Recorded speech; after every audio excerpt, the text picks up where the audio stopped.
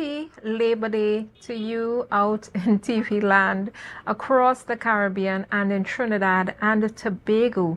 Welcome to Book Club Corner. We're so happy to have you here with us today as we celebrate our first anniversary of Book Club Corner and commemorate Labor Day in Trinidad and Tobago and in other various Caribbean islands. And we want to remember our labor heroes, our CLR James, Buzz Butler, as well as numerous others, Gomes, etc., et al., as they say. We want to commemorate their efforts and to observe the work that they have put in to get us here in terms of our labor relations, industrial relations, the fact that you have a holiday on Saturday and Sunday and you don't always have to work 7 days a week, 24 hours a day. We have them to thank for that, and we remember them today. Today we have with us, as usual, some amazing authors, and we have none other in the studio with us today, His Worship Baliram Maharaj, the newest mayor of Arima. Welcome. Oh, thank you very much, Joel, and it is an honor and pleasure to come to Tobago, my second home, where I have a home here. To be part of this distinguished station. I do commend the managers allowing you to promote Caribbean Books Marketing Hub and to provide that community with the support. Writing a book is telling a story on the history. And I'm happy, not because I wrote a book. It's a lesson, what I wrote, but it's good to know the children and their children to come, that what had happened, why it happened, and where we are today. Yes. The other public question on the Labor Day tomorrow, I too join with you to wish all those leaders who sacrifice, George Weeks, Pandey, and many more who did their part for the working class today. Yes. That they are able to enjoy a fair day's work for a fair day's pay. Yes. So congratulations on the book part, congratulations to the CB station, and I hope we become a big station between Trinidad and Tobago, because apart from my second hat, my first hat is a businessman. Yes. And we at ADM are big suppliers of food in Tobago. Yes. So Tobago is inside of my blood. Mm-hmm. So thank you again for having me here, and God bless. Hope we have a great discussion today. Yes. I'm so happy you're here with us today. We have a great session here today, as His Worship says. And we don't just have a great session, we have a delicious session for you today as we celebrate the first year anniversary of Book Club Corner. We have as well two virtual authors, two virtual guests, and that's Ira Mathur and Garnet Lawrence. I hope your cameras are on. We're waiting for you. Ira Mathur, she is the author of The Love the Dark Days. She's an award-winning multimedia journalist, the former president of the Media Association of Trinidad and Tobago, and the winner of the 2023 Bocas Prize for Nonfiction. And she's the longest-running columnist for Trinidad and Tobago Guardian. And we have as well Garnet Lawrence. He's the author of Anansi and the Fire Ants, the 2023 Bocas Children's Prize winner, the founder of Speak Life Productions, and the former Tobago Performing Arts Company drama coordinator. And of course, we left the best for last, right? Mr. His Worship, Mayor Baliram Alderman, Baliram Miraj. He's the author of From Tomato Boy to Business Magnate. He is the Mayor of the Royal Chartered Borough of Arima. He's a Shakonia Medal Gold recipient, the founder of the Arima Business Association, as well as the CEO of Arima Discount Mart, and he is the founder of the Friends of the Arima Hospital, as well as the Friends of Tobago. And we're so happy to have all these authors. They're doing such great things to shape the face of Caribbean literature for us. Hi, Ira. Hi, Garnet. Are you all there with us today? Hi, good morning. Good morning. Hi. It's wonderful to have you all. We're not hearing you. I'm not hearing you all.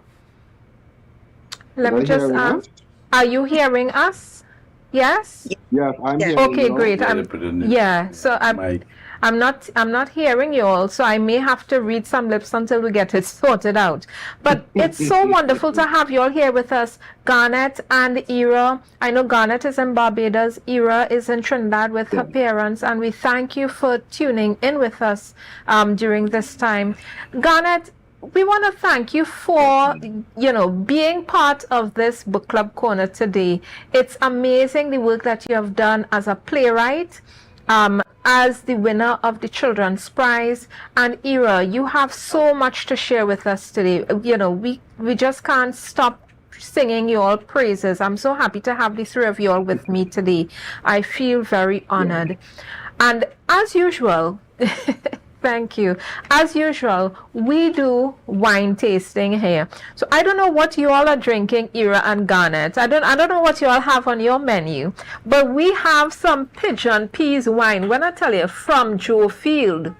Yeah, we got Pigeon Peas wine from Joe Field. And we're going to go to a quick break. And when we come back, we're going to do the 5 S's of wine tasting. And we'll tell you, Mayor Baliram and I will tell you how this wine is going down. So see you in a few minutes. Get your snacks, get your drinks, and come right back.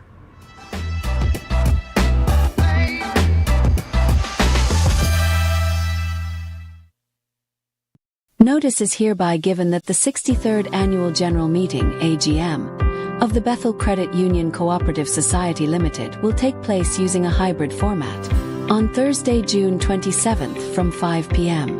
The physical location will be upstairs the Mount Marie branch office. The purpose of the meeting is to receive minutes of the 62nd Annual General Meeting, to receive reports as follows: statutory and board-appointed committees, report of the auditor and audited financial statements, to receive budgetary proposals for 2024, to elect officers, to approve general resolutions, and lastly to transact any other business that may properly come before the meeting. A digital copy of the AGM brochure is available on the website. Please visit our website at www.bethelcredituniontt.com or any one of our branches for further information. Rotisserie, mouth-watering fries, salads, combos, and specials galore. Feeling for something to eat? Come and see. Our rotisserie is seasoned to the T. Kicking chicken, masala, and jerk roast. Crispy fries made from scratch. Who do you know can beat that? Or salads freshly cut and packed. When you taste it, you'll be wanting to come back. So come check us out on number 2 Robinson Street, Uptown Scarborough, Tobago. We open on Saturday nights from 7:30 to 11:30 p.m. Monday to Thursday, we're open from 10 a.m. to 9:30 p.m. and on Friday, 10 a.m. to 4:30 p.m. Contact us at 772-7443 and all social media handles at The Rotisserie Factory.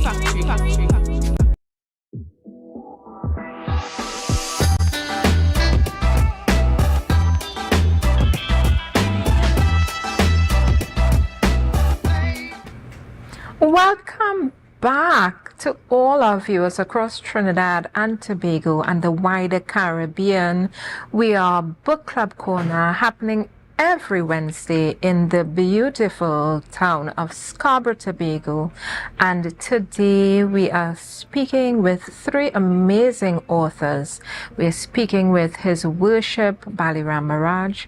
We are speaking with Ira Mathur and Garnet Lawrence. But before we get back to them, I just want to thank our amazing sponsors, supporters, as well as friends and a family member, right?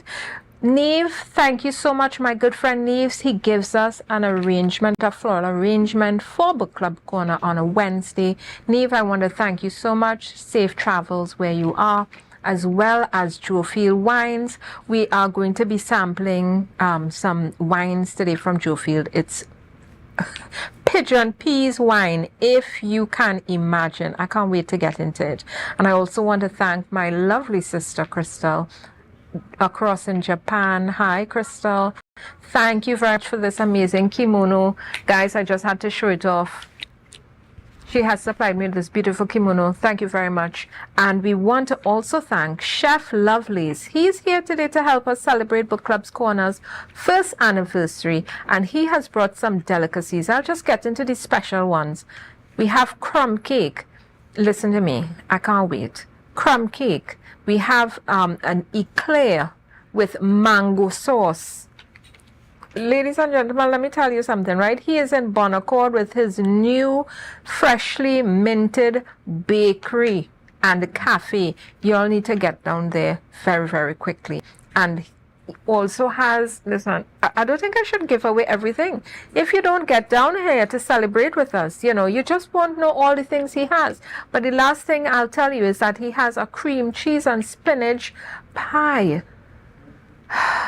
You all know I'm a foodie and a bookie, right? So I can't wait to get into them. So thank you very much, Chef Lovelace, for your amazing delicacies and for helping us celebrate Book Club Corner's first anniversary on Labor Day. And we're going to get into the wine. Mayor Baliram, Yeah. cheers to you. We're going to be doing the 5 S's Yeah. of wine tasting, and it is to swirl the wine. We look at the color, the clarity, and you can tell this has a really nice peachy color to it, right?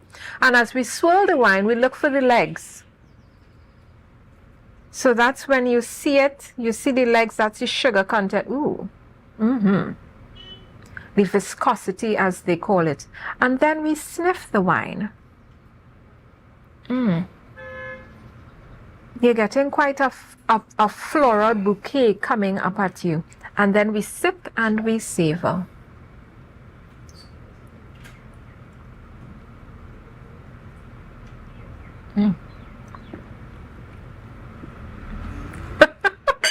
Cheers.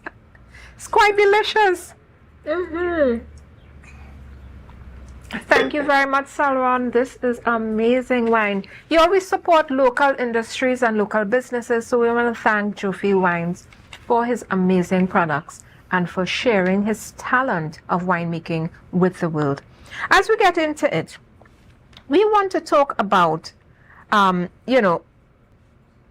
it all began. Mayor Baliram, I want to get into you and your book, how this all came to be. So guys, as you see this book here, it's quite voluminous. Sometimes we have books we can just throw in your handbag, and sometimes you have material you need to sit with. This is a book you need to sit with. This is called The Life and Lessons of Baliram Maharaj, and this book has so many gems in it. I couldn't even get through all of it at once. And let me tell you, I don't like to break the spines on my books, so it's always looking brand new. I like my book to look crisp. Mayor Baliram, could you tell us about how you came to become an author? What was your journey like, and why did you decide to become to pen your life and get it written down? I know you have an author, and that's by Mr. Dean. Yeah. He's the 1997 not Shakuna. He got a gold medal. Herman Bid Yes. and Dr. Isaiah Edwards. Yes. They did a wonderful job. Amazing. And Dr. Professor Ramchand, who was a part of the book too, Mr. Philip Rushford, had some good people behind that book there who wrote stories in it. Shankar Sitaram,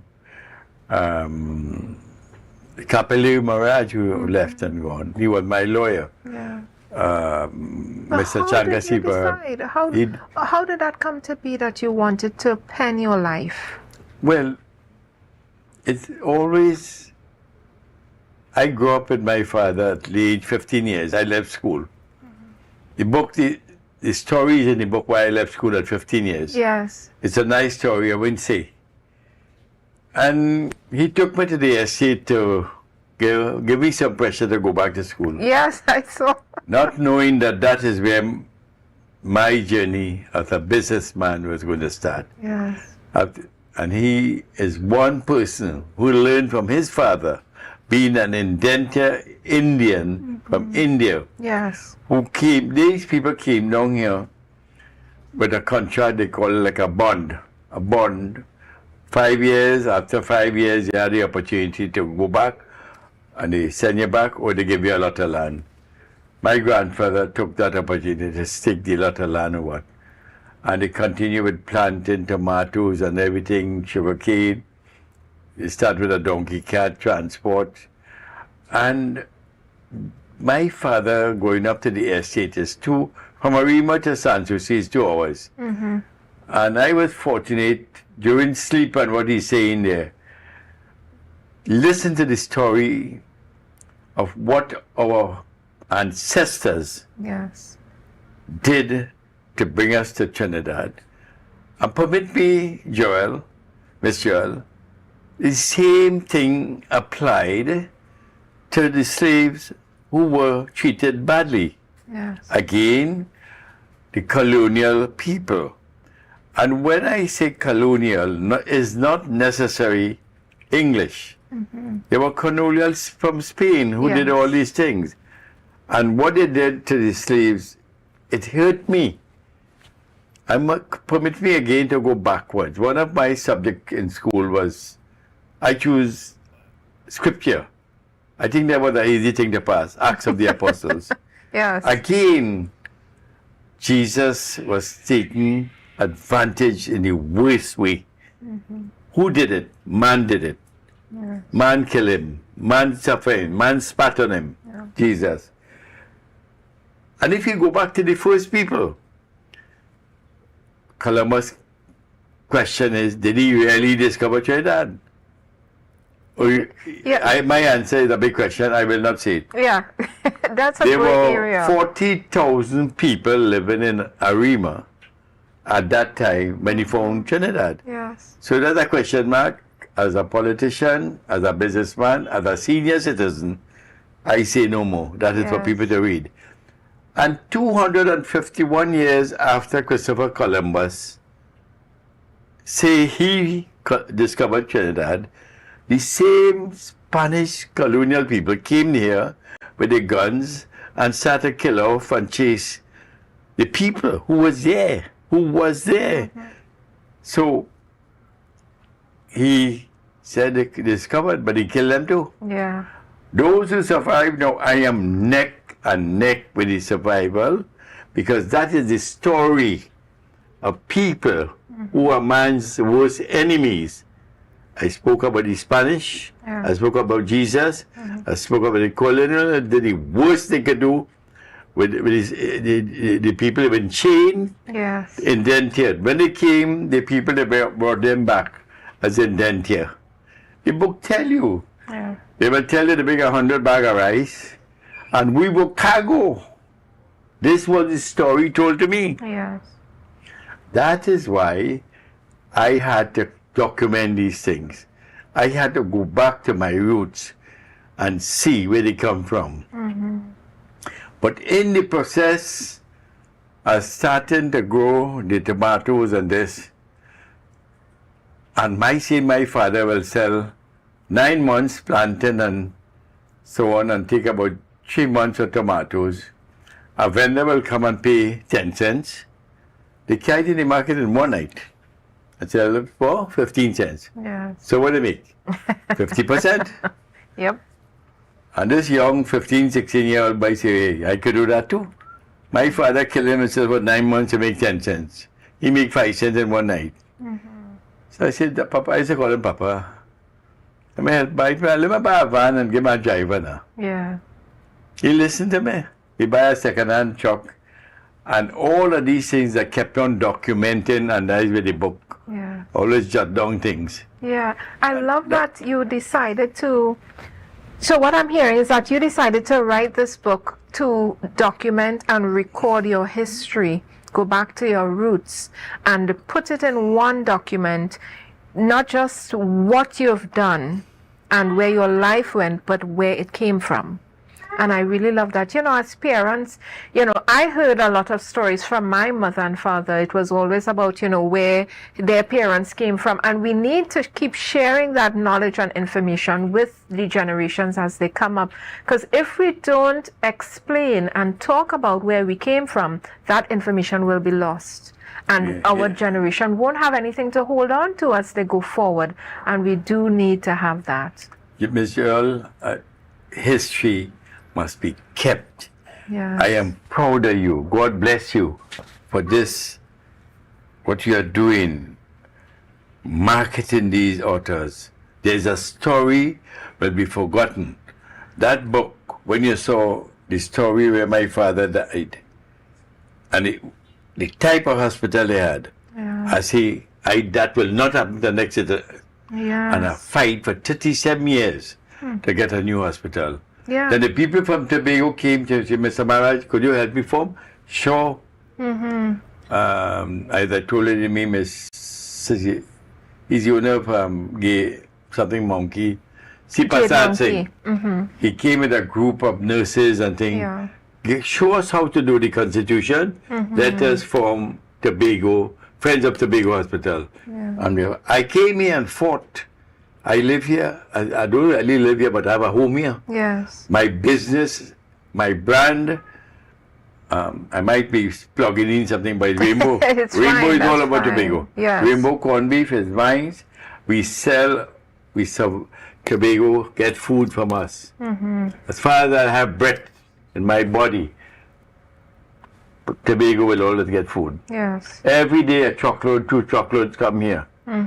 And it's in all the big stores, whether it's Penny Savers and Viewport and Viewport and all these other Yes. stores there. But you are well kept here with food, basic food from us. Yes. And we move from book and so much things that happen. Yes. So I will ensure, as I started, I also told you in the book, in 1996, Miss Camille Regis came here and opened a supermarket association. So I'm also a foundation member of the supermarket association. Friends of Arima Hospital, where my father died, and it had the best hospital now. Yeah. My mother, who worked, my wife, she died there. Yes. That is God work. Leela. When COVID came, Prime Minister and the Minister of Health told me in a function, Bali boy, we have to take the hospital and convert it into a new brand hospital that we fought for 37 years. 7 government placard them, with no apologies, but we got it. Yes. A save is a save lives. I'll have to accept it, but I don't like it. Yeah. But it's a save lives. So we fought for 37 years to be part of saving life for COVID. Yes. So I could go on, you know, Yeah, I'm also we have so much to talk about. Eh? Yeah, we have so much to talk about, but I don't want to leave out our virtual authors, Garnet and Ira. We want to talk to y'all. Are y'all there? We want to talk to y'all about where y'all are now. How's it going? As they say, how it started and how it's going. You know, Garnet, I know you won the Bocas Slit Prize for your children's book. Ira, I feel so, I feel so akin to you with your new progress for your book. Tell us about what's happening with your book. Let's go with Ira first. Tell us about how it started, as they say, and how it's going with your your book being published in India. Tell us about that.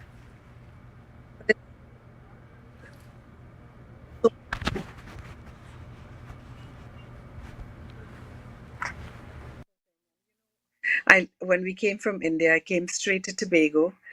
I can't. Can you hear me? Okay.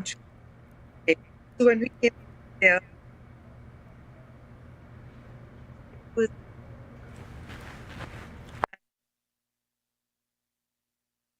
Ooh. I that, and Connectivity is poor between us and you. Let's see how we could work. I'm hearing myself now. Can you hear me? Hello? You're hearing Ira? I am hearing Ira coming in and out. Yes. I'm hearing you, but Ira is coming in and out. Yes, Garnet, we're hearing you clearly. Perhaps we just give it some time. Maybe Ira, you come out and come back in with the link.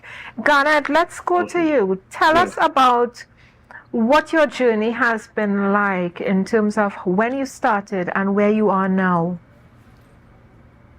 Okay, so as you had said before, I'm a playwright, first of all. So I've been writing and directing my own plays since I'm 18 years old. That's where I started off. Went over into screenwriting, writing short films, doing some stuff with UE, even writing my own full-length movie production. I would have won a screenwriting competition in 2022, the Faith in Film International Script Competition. So that was me going into expanding from plays into film.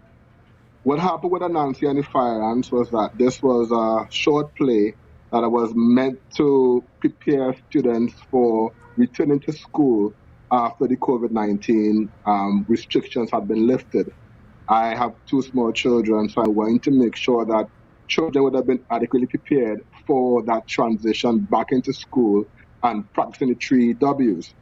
That play didn't happen, and I thought it was too important to stay on a drive on a computer somewhere. So I went and got it published. So my journey into becoming an author was really and truly taking a play and turning it into a book. After winning the Booker Children's Book Prize, I had to now consider myself as an author. What does that mean? Because whereas writing a play has certain rules and certain structures and certain ways it's organized, being an author, I believe, was a bit different. And so I was challenged by the president to write another book, but have less pictures, because the target group they were looking for was people between the tweens, like 8 to 12, and they need to be reading books that are lesser pictures and more of black and white letters to improve their literacy as well. And so I have a second play that I wrote, or short play, that was for the Division of Health Clean Air No Tobacco Day Festival in 2022. And it was called Boy Boy and the Forest of Shadows. And I said, I'm going to do the same thing I did with Anansi and the Fire Ants. Take that play and turn it into a book. And I'm thinking, so now that I'm an author, what does my voice sound like? Given that this is a book that is meant to be read, but it's an Anansi story, which is meant to be said out loud, how do I maintain the integrity of hearing the storyteller's voice while writing a short story, or not even a short story, like a novella now, because it took its own form in terms of being almost like a detective kind of story. And that transition for me was what the prize did, in terms of, okay, now you're no longer just a playwright, now you're an author. What does that mean? How do you think? How do you write? Does your writing style change? That said, that is probably where my journey is on to now. I'm still doing plays, not going to stop doing that. I'm still going to be doing film once I get the chances to. But now I'm looking for writing opportunities where I can challenge myself and develop that voice as a writer, as more writer for books, even for articles, as compared to writing plays and writing screenplays. That's where I am right now. That is such an awesome story. You know, I listen to you and I love that Anansi is a detective. I love mysteries. Anansi had to discover what was destroying his village, right? What they destroyed his garden, and then he and his son, right? The dynamic father-son duo went on. I hope I'm not putting out any spoilers, but this is such an interesting book. You have to get it. Well, How yes. you have to get this book to find out what was destroying the village and what destroyed their garden. And if you are interested in reading this book, Anansi and the Fire Ants, about what happened with Anansi and the village, because for the first time we're looking at Anansi as a detective, right? Anansi is from folklore, right? He is an ant with a very big family and all of that. And look, we're talking about. So I like your transformation of Anansi, not just this folklore character, but now you're looking at, you can turn this into a mystery. And we love having a conversation about how your book can be transformed into a movie, right? Even into animation. So I'm looking forward to where you're heading, Garnet, with your book. Please remember, right? Children love on a Saturday morning. I used to love to watch cartoons. This book will make an amazing cartoon, Garnet. So thank you very much for that. Yes. Yeah. His worship has something to add for you. Yes. Okay. Congrats. What amazed me Thank you. is when youths like you set the pace for other youths. And I see you started young, you're ambitious. I am two or three times your age. But in this state of crime, your message should be, no matter how poor you are, there's a way for you, like what you did. There's a way you could think. You were the writer of stories. You went now to be an author. And I know you'll add more to it. So congratulations from my group and as the Mayor for Arima, God bless you. And I want to see more of Garnet Lawrence down the road. Thank you so much. Well, for it's interesting you mentioned that. Ira, we go to because you the now. second book. Oh, sorry. Yes, go ahead, Annette. No, you were saying? Oh, sorry. Because the second book that I'm doing, as I said, it was for the Clean Air campaign.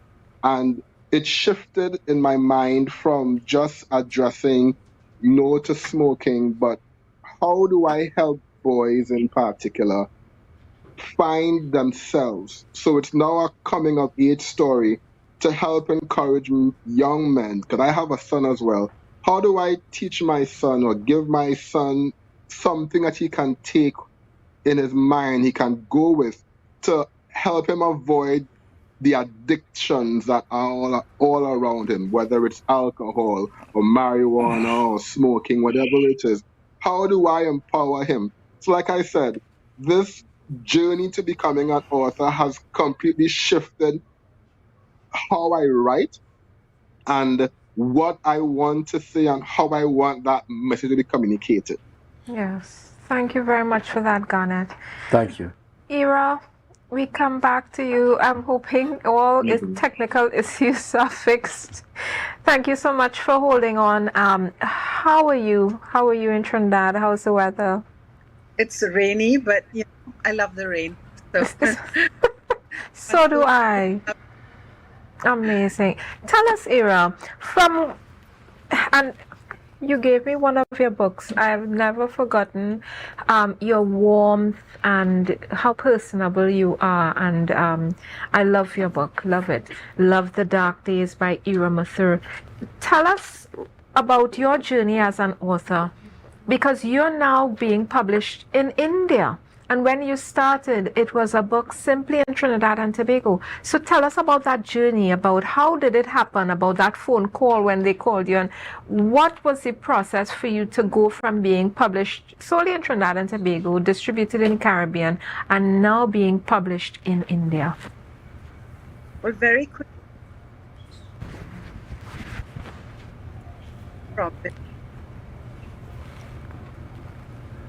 I'm not hearing you, Ira. Is it just me? No, I'm not here. You're not hearing her either? Can you hear me now? Yes, I'm hearing you now. Can you hear me now? Yeah, it was Mrs. Thomas from Tobago, from Bishop's High School, and I went to see her and I gave her a copy of the book. Can you hear me? She, when I was 12 years old, she said that I could be a writer, that I could, because I was not doing well in the other schools. They were all very strange and new to me because I'd come from India, from a very different syllabus. So I knew I wanted to be a writer because she encouraged me. Then, over the years, I became a journalist and I sat down taking notes in my grandmother's nursing home and when she was dying. And, that became a book, and it was actually published in the UK by People Tree, which is, the foremost press for Black and Caribbean writing. And then what happened was, because the book is based on 3 continents, it's based in India, it's based in England and Indies. And of course, that I spent some time with the Nobel laureate Derek Walcott in St. Lucia. It found India. I went earlier to the Jaipur Literary Festival. To give you an idea how huge it is, every session has 30 million viewers. Over 40,000 people pass through that venue every day. So there's a lot of readers in India. And in a sense, this is a book about my love for the West Indies. I'm half Muslim, half Hindu. We were never quite accepted in India. You're because, breaking up, Ira. Can you? Yes, I'm hearing you, but you're just in and out a bit. I don't want to miss anything you're saying. Very quick. Yes. Yep. Very. I'm not hearing you at all now. I don't know what's happening. Can you not hear me at all? No? Yeah, we're breaking up. But do this tonight. Yeah, I'm not hearing you, but we're gonna get some more from you, Ira, because we're happy that you are so close in Trinidad and Tobago, and we can get back to you. Ladies and gentlemen, we're going to take a quick break. Thank you so much, Ira. It was lovely to chat with you. It's amazing the work and the journey becoming an author puts us on. It's such an amazing journey. I would wish this on anybody. It's something that is really going to put you in a different perspective, a different mental perspective when you get in this journey of being an author. But we're going on a quick break, and when we come back, we're going to speak with His Worship Mayor Baliram Maharaj. We're going to chat with him some more, and we're going to talk about his book, Lessons and Life of Baliram Maharaj.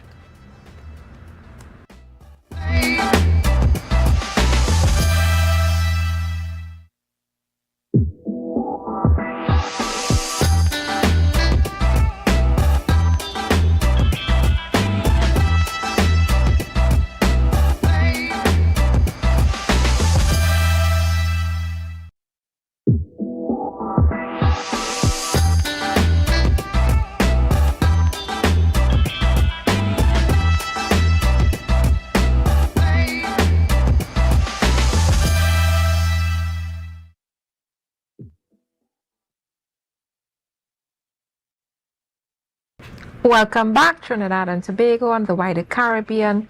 We're here chatting with His Worship Baliram Maharaj.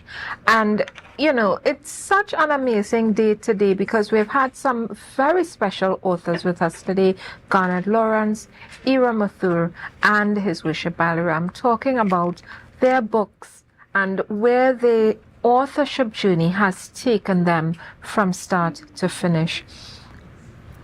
Mr. Baliram Maharaj, Bali, His Worship, so many great titles, Mayor of Arima. We want to talk to you about your transition from becoming a regular business person, a business executive, to now being the mayor of Arima, from being a Burgess Yes. to now being the mayor. Yeah. How did you find that process? Walk us through that. I was born at Arima Hospital, and all I know is Arima, Arima, and Arima. Yes. My feet is Hindu feet, and we stuck to that, but Arima is several feet. And I respect every from the Baptist right back. So what we did, it seemed that I had a passion from 7 and 8 years. We sell like the Polari, Pilma, Palm City, Bara, what you call doubles, with the Bara, China, and so on. And when races come, I had a glass case there, 7, 8 years. So we started a parlor business in a, like what everybody sell on a table outside. So we didn't born into money. My parents worked for what they call survival, but put food on the table. And working bit by bit, 7 days a week, dusk to dawn, money came, growth came, wealth came. It was not the objective, but because of honesty, trust, and belief, and hard work, wealth will follow. It's a message I'm talking to you, but I'm talking to the children out there. Yeah. We in an area of crime that needs some kind of mentorship, like myself, like Garnet, like Ira, who came from humble beginnings. And people, they didn't want to make easy money, like today's children. And let them know there are easier way we could make money. From selling in the morning, I have to go and water plants in my backyard. Then Senator Horn lives on the street, and some people, my mother will make the cow, put them in bottles, and I will walk to bottle, take up like this bottle, 6 cents for it, bottle of milk, Yes. cow milk, fresh cow milk. Good morning, Mrs. Horn. If you don't say morning, she'll rough you up. And she had mango, everything in the yard, and I'll say, on the ground, rotten, I say, Miss Horn, could I pick up one? Sure. I can't pick up that mango without asking. Yes. And then she will put, and I can't say nothing. Your neighbor correct you like anybody. Whenever your neighbor correct you, your father and mother go in with a stick for them. I'm talking It's to you, but I different want the age. children to hear. These are lessons. These are mentorship. Yeah. And today, the same thing is happening in school. No support from the parents as should be. Single parents. And from the time a teacher correct a child, talk to the parents, he want to come and fight with each other. Yeah. So growing up in Arima, these are the environment. Wherever you grow up, excuse me, that environment, the culture gets in your blood. Yes. I started the book about the steel band, 1958. We formed the Teen Stars. I was in 60, I was the king of the band in Arima. I'm a Hindu, Yes. And if you're beaten, pan wrong your neck. All of us, we had a kind of, we were now moving from the vigilante span to the middle class. Teachers, police, children. You have a circle, and you're beating your pan. And if you see a man put down your pan and you go on the bush cutting, your father, mother coming behind you. So we used to run, and those are the days, I'm telling you, where we reached to write this book. We started from the parlor, we went to a shop, we went to a mini-mart, we went to supermarkets, then we went to buy the estate, and we started planting the same tomatoes, and I saw trading start there by buying goods and selling, and that fast-track it. When I go to town now, I sell all my market goods from those areas high-low, and we come back and I stop by the wholesale here in the street. I buy goods, and we sell it back in the shop. So it was a what they call comparative advantage, where you could sell instead of come back empty, bring goods with you, back up in the estate, and so on. His book also told you about when my father died. I see that will not happen in the state of the hospital, and you have the old buildings here.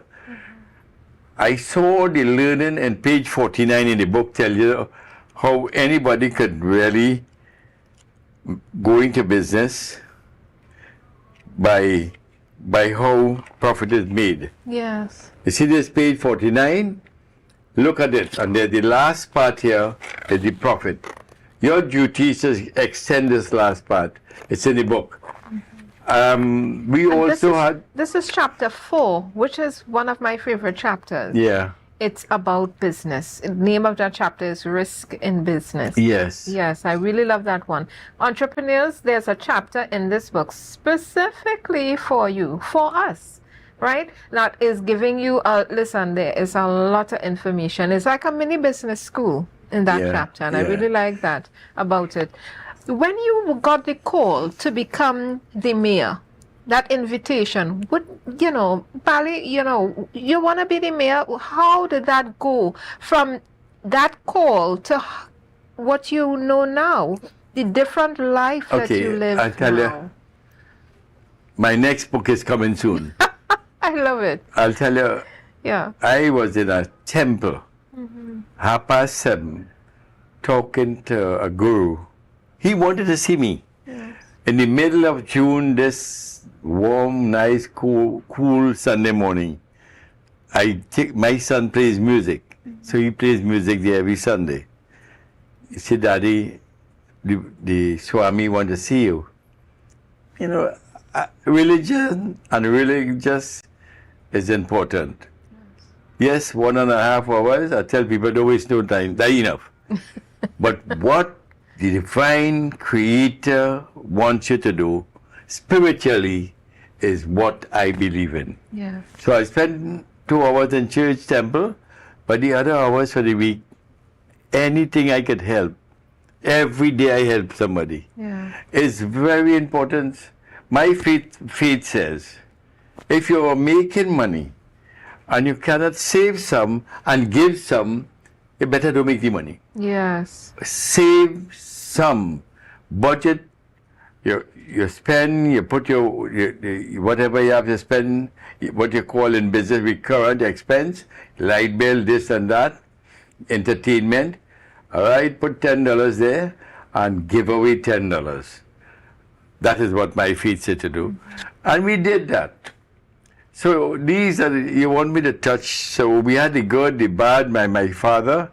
You talk about the mayorship, I was in the temple. Go on here, my brother is calling. The pundit is telling me, 7:45, you will get a big call one day from a leader of this country that for a big job. I said, I want a leader of a big business already. I have enough work. I can't handle what big job I want again. What other name I want again. The book tells you how much laws I change here. I could go into that, Yes. I came out of the meeting and about 8:15, the Honorable Dr.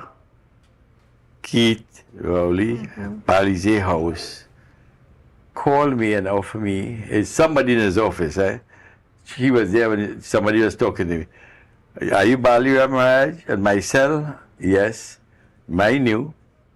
Just finished talking to the Swami, a leader, big man. I going to get a call from a big man for a big job in this country. So they said, if you will accept the mayorship. I was a registered member of the PNM 55 years ago. Right. Ashton Ford and Bobby Charles signed my paper. Right. And I raised funds, but my father never allowed me to go to meetings and put on jerseys because in the food business, retail, your customers is mixed. Your workers is mixed. Correct. So you don't want people to see you in the politics. But all my friends was in the PNM. Right. And you're young and them getting through with the girls and I can't get through. So I joined the PNM and when my friends Ashan and Rolla, we go down the bar, Yeah. all them country girls coming down there and so that's how I was a registered member of the PNM. Right. I got a call. I say, I thank you very much, but I need some time. He said, you don't have time. Tomorrow is registration for Alderman. I say, if I put down my name and I cancel, will you be disappointed? She said, no, we'll put extra names and we'll choose you. But we want you to consider it. Today, I thank him very much. I don't know how I was going to handle both my business and this. Yes. But God wanted me to give back. And Mayor is giving back, which I'm happy to do. On Saturday, there was a big Father's Day celebration. Our band, Angels Harp, couldn't get a sponsor. I give them, I started to sponsor them. And this is what I'm enjoying now. And the more I give, I find the more I get back. So I accepted it. I thank the executive of the party. I will prove to them, I try to prove to them, I will bring back Arima in all these celebrations for August. Yes. And well, I'm there with the mayor. The biggest thing here now is not the work, is the invitations. Yeah. And I can when imagine. somebody passed away, you have to go. Yeah. And you have to make sure, prepare to say something. And that is it. But at my age and you want to do it. What is more interesting for me now, August was the biggest celebration in the country. Yeah, Arima Fest. Yes. With the Santa Rosa celebration. Everybody used to come down from all over the world, all Trinidadian, spend time there, races. The first people, on August 1st, we fired the cannon. Yes. The smoke ceremony, emancipation in the evening. And by about the 10th to 11th this year, we have in the carnival. And then you have the 25th of August, is Santa Rosa celebration. Yes. I am going to add for the longest while the mayor's ball this year in Arima. Oh, Holy fantastic. Cross College on the 24th. And mind you, I ain't bringing no big young artist. Yeah. Is not Seldom the Joey Lewis. Yes. So when you come there, come in your dancing shoes. Bringing back memories. Yes, and I Yeah. expect to have a lot of the senior ministers and so there. Right. We could go on, and then we have the independence celebration and so on. Listen, what I took away, incidentally, was the fact that he joined an organization to because the others were getting through with the girls. they were getting girlfriends and he was not, so he decided to join the organization. I love it. When you're young, you have to do what you got to do. No, in fact, apart from the customers, Yeah. if you're not there, but I couldn't go to put on the jersey and thing. But and this is with Eric Williams. Yes. Wow. And Nation building. yeah, we were building nation in the bar with the girls. And when Listen, we have to cheers to that. We got to cheers to that. Yeah, but I'll tell you something. We're going to be wrapping up, but we had to cheers to that one. He was building. When you hear Dr. Williams used to come about 5 o'clock, Yes.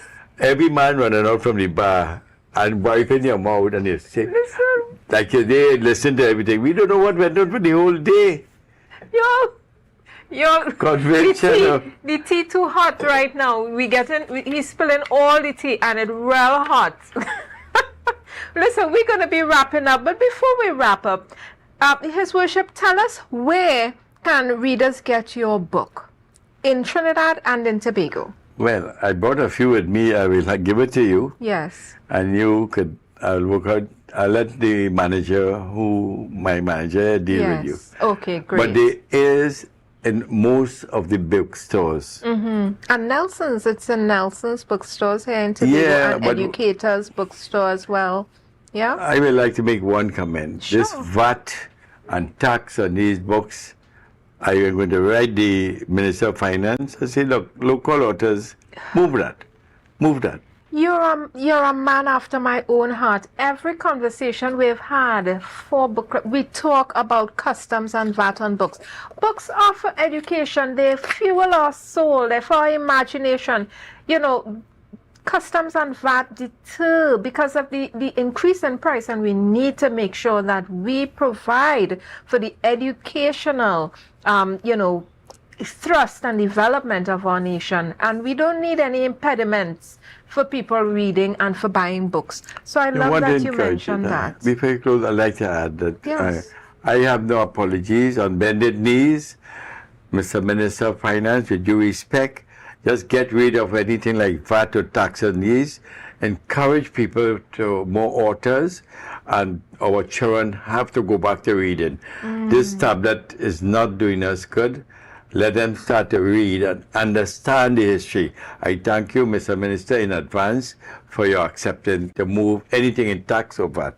Amazing, amazing plug. If you heard nothing from our book club corner today on Labor Day, we need that custom and tax removed. We need books to be cheaper, less expensive. We need to make sure that everyone can afford books. Now, you can go to the library and you can use a book. You can borrow a book. The libraries in Trinidad and Tobago, NALIS is doing a fantastic job with libraries across Trinidad and Tobago. But we also need to make sure that if you want to purchase a book, there is no deterrent to that. So we want to thank His Worship for that amazing plug in terms of something to help and push the publishing industry forward. We want to thank you for that. But before we close, I want to thank all our viewers across Trinidad and Tobago and the wider Caribbean for staying with us and for tuning in today.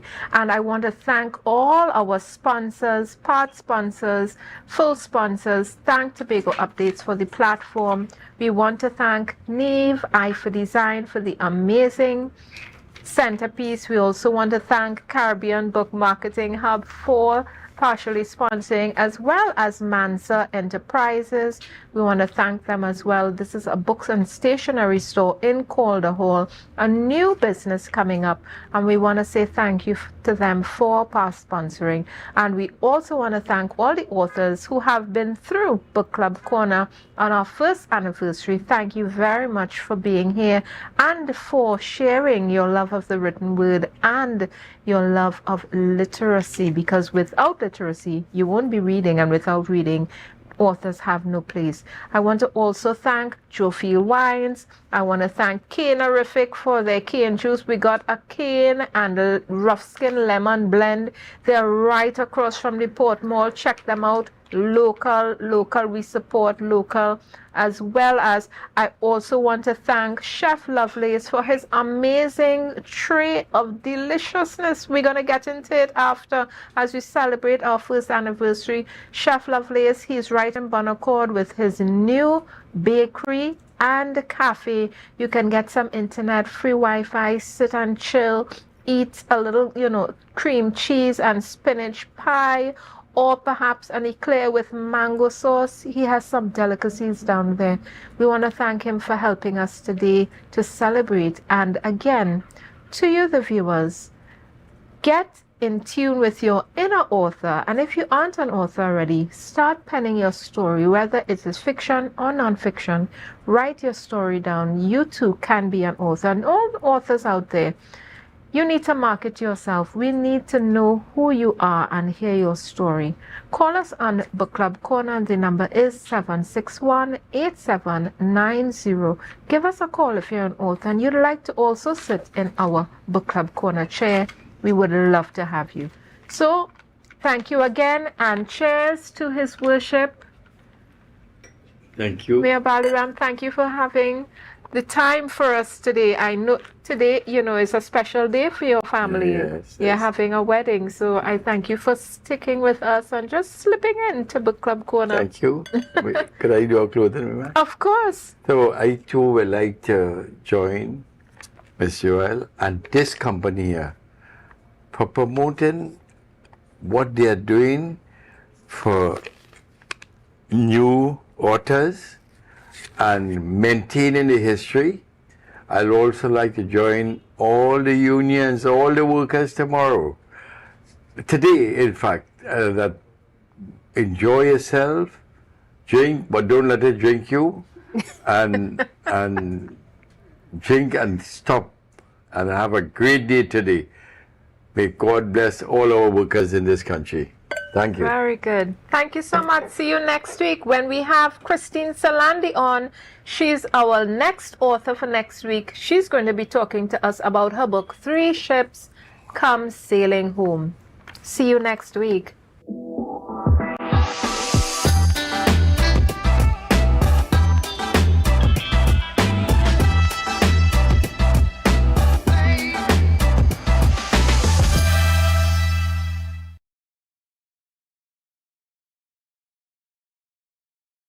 Tobago Glass Supplies has been a leading name for over 37 years in the glass and aluminum market in Tobago. We provide an extensive range of high-quality, innovative aluminum and glass products for commercial and residential use. Competitive prices with superior and professional services by committed employees who are guided by rigid quality standards. Tobago Glass Supplies specializes in the manufacture and installation of glass and aluminum products that are essential to today's homeowners and the business environment. We are engaged in marketing, sales, and installation of a variety of products. These ranges from windows and doors to necessities such as mirrors for homes and vehicles, designed and manufactured in-house or imported.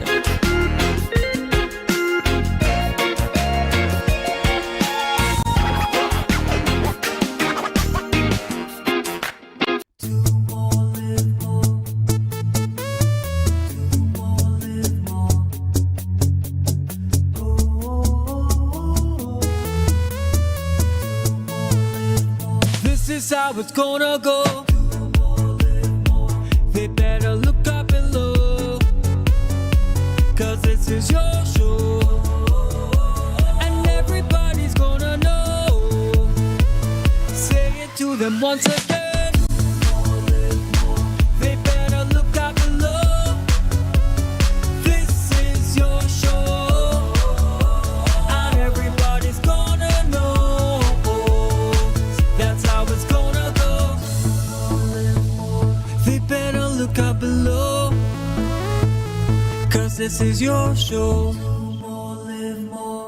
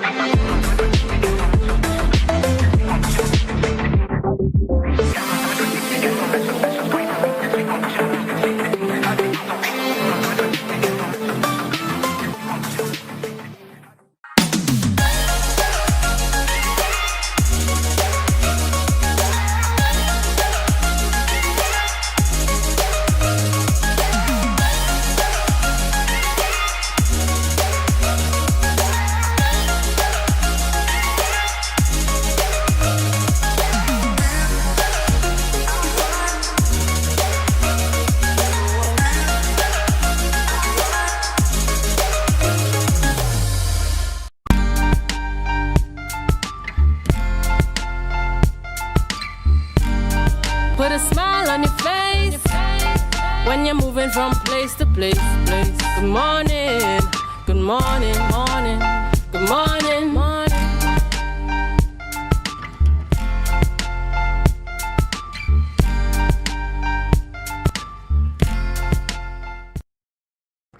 Good morning and welcome to the morning show on Tobago Updates Television. It is Thursday, 20th June 2024, and we're coming to you live from the Port Mall here in Scarborough, Tobago. I am Adana Kumbi, and it is the day after the holiday. Yes, yesterday it was Labor Day, and there were so many activities happening on the island of Tobago. I know the Moravian Church had their Everything Mango event there yesterday at the Food Hub at Shore Park, and of course, in his presence, we will talk a little bit more about that in our program this morning. But I'm telling you, it was a glorious time yesterday, and I'd love to hear what most of you did yesterday. How did you spend your day? And I do hope that whatever you did, you were safe, you had a good time, and you were able to spend time with family, friends, and loved ones. But before we get into all the interesting conversations this morning, we want to head on over to the news in 90 seconds. News in 90 seconds is brought to you by Standards, never beaten on quality and prices. Thank you, Adana. Here is your news in 90 seconds for Thursday, June 20th, 2024. Chief Secretary Farley Augustine is scheduled to present Tobago's budget for fiscal year 2024-2025 on June 24th in the Assembly Legislature. He announced this during the launch of an internet broadband service at the Palliative Air Multipurpose Facility. For the previous fiscal year 2023 to 2024, the Tobago House of Assembly requested $4.5 billion from the central government but received $2.58 billion. Augustine did not disclose the exact amount for the upcoming budget, but indicated it would adhere to the Dispute Resolution Commission recommended limits as expected by Parliament. Up next, the Joint Trade Union Movement announced plans to collaborate with the United National Congress and other political entities to remove the People's National Movement from power. During the 86th Labor Day celebrations in Faizabad, Joint Trade Union Movement President Ansel Roger emphasized the formation of a National Front Alliance, not a new political party, to achieve this goal. Roger criticized the PNM's 9-year governance, citing significant issues such as the closure of major enterprise, the cessation of gasoline production following Petrotrin shutdown, rising unemployment, and alleged corruption. Roger urged union members to unite and mobilize against the PNM. And finally, Minister of Public Utilities Marvin Gonzalez announced that the Water and Sewage Authority will hire 9 new managers, including a new CEO. This announcement was made during a signing ceremony for the National Water Sector Transformation Program. The restructuring of WASA has reached a significant milestone, with the Human Resource Advisory Committee approving the terms for the new executive team. Gonzalez stated that after the 9 senior leaders are appointed, approximately 34 deputy positions will be filled in the coming months. The restructuring aims to streamline WASA's leadership, which has been considered too large and insufficient. And that was your news in 90 seconds.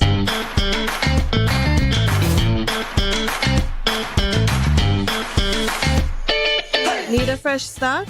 Upgrade your life with the things you want. At Standard Distributors in Canaan, life is good with zero. Get that amazing fridge, the stylish sofa with zero down and easy financing. Your dream house is within reach. Visit Standard Distributors today. Life is good with zero.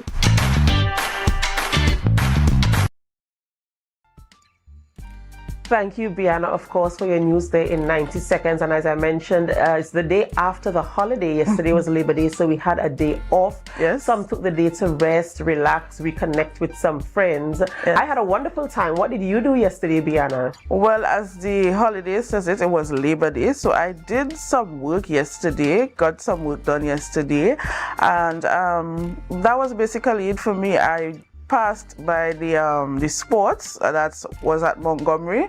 There were lots of persons there, a great turnout at the sports, but attending in his presence, that wasn't for me. I viewed snippets of it on Facebook, and it seemed as though there was a great turnout there as well. What was your take? Well, I can tell you for certain that what you saw on Facebook or social media pages as it relates to In His Presence 11 is nothing in comparison to being there.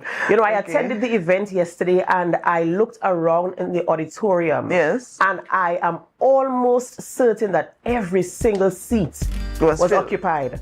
I have never seen so many persons in one place in Shaw Park actually for an event. And I think that in terms of numbers, if we're talking about numbers, that this was the most successful of them all. In fact, when I was leaving, I spoke with Mr. Joseph and I asked him, we finished counting numbers yet? Because there were so many people there. Yes. Not only were there a lot of people, but in terms of the production, it's always a level of excellence with Dominion Promotions. And I'm telling you that the delivery, the performances, it was top notch. Yes. And what stood out for me the most is when we had the international act, which was Tim Godfrey. His backups were all our local, every single person from the island of Tobago. You would not have known. Sorry? Yes. I said that's awesome. Yes, and you would not have known if you didn't know the faces, because they had that look, that polished look. And you know, I shouldn't say that, because we do have that kind of talent. And we do have that kind of pride here on the island of Tobago. It was an awesome, wonderful time. Young, old, in between, all persons came together and they really truly enjoyed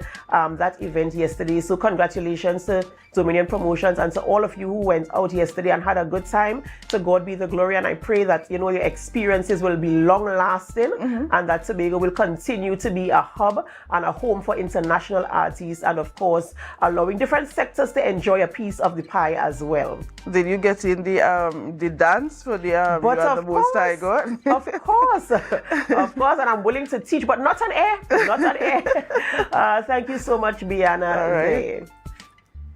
Yes, ladies and gentlemen, it was indeed an awesome time yesterday in his presence. I'm telling you, I was blown away. I saw young children, I saw young persons, I saw persons my age. I don't know if you could call me young, just above young. I saw older persons, and I saw so many mature persons there, even in the crowd down below, jumping and celebrating and waving, all to the honor and glory of God. To God be the glory. It was an awesome experience.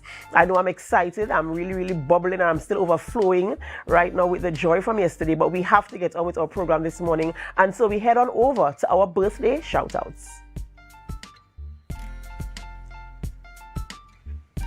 And on screen and celebrating a birthday, this is a belated birthday. Hughe Stewart, she celebrated her birthday yesterday. Hughe Stewart, happy belated birthday to you. Gorgeous young lady doing so many things. You might know her for being on the track and field champion, and also for Hugh's palette. She's wonderful, talented, beautiful, humble. And so I want to say happy birthday to you, Q. We appreciate you very much, and we pray God's blessings upon your life.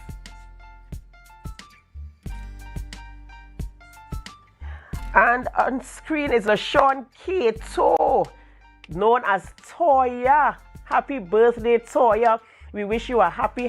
This is a beautiful soul. The most humble, caring, helpful person that I know is Toya. She always wears a smile, always willing and always engaging. And I just want to wish you happy birthday. It's coming to you, of course, from all of us here at the Tobago Updates television family, and of course, especially from Ronald Wood. We want to say happy birthday to you, Toya. And to all our celebrants, we say happy birthday to you. Even if we don't have your photos, of course, we wish you God's blessings.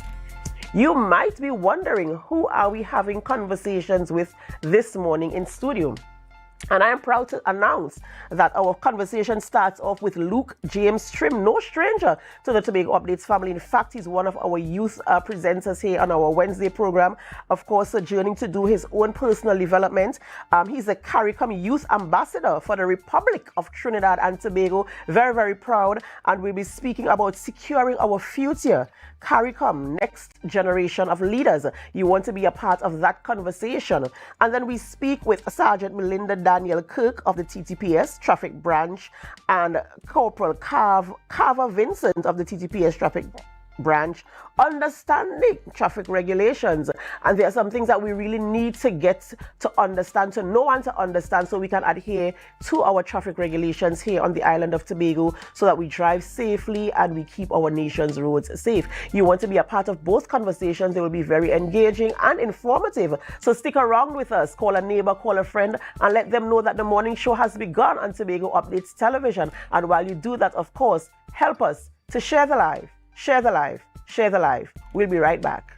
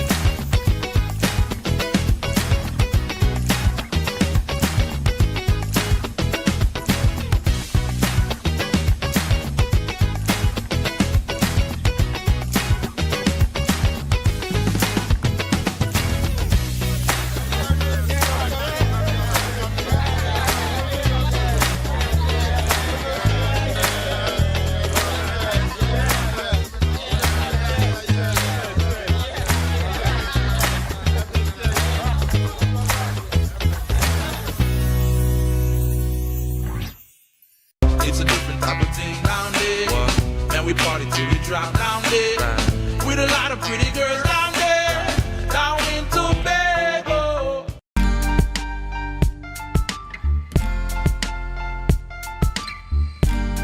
Put a smile on your face when you're moving from place to place. Good morning, good morning, morning, good morning, morning.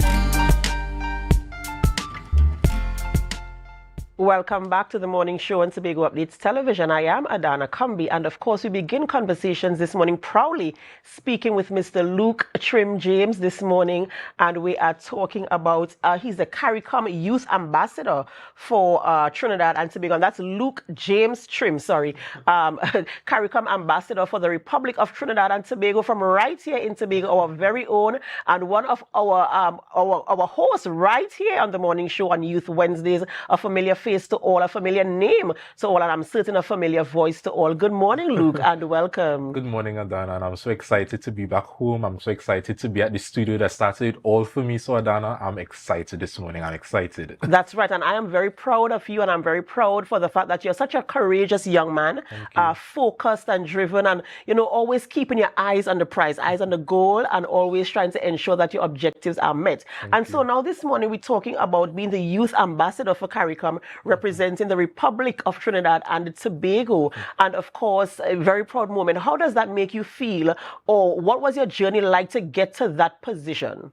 Well, Adana, I felt like that position, it was God ordained. Because I remember when the ministry was advertising, I was looking at it, I was like, I don't want to be no CARICOM Youth Ambassador. But for the entire week, Adana, every time I picked up my phone, I would see the flyer. It would just be popping up left, right, and center.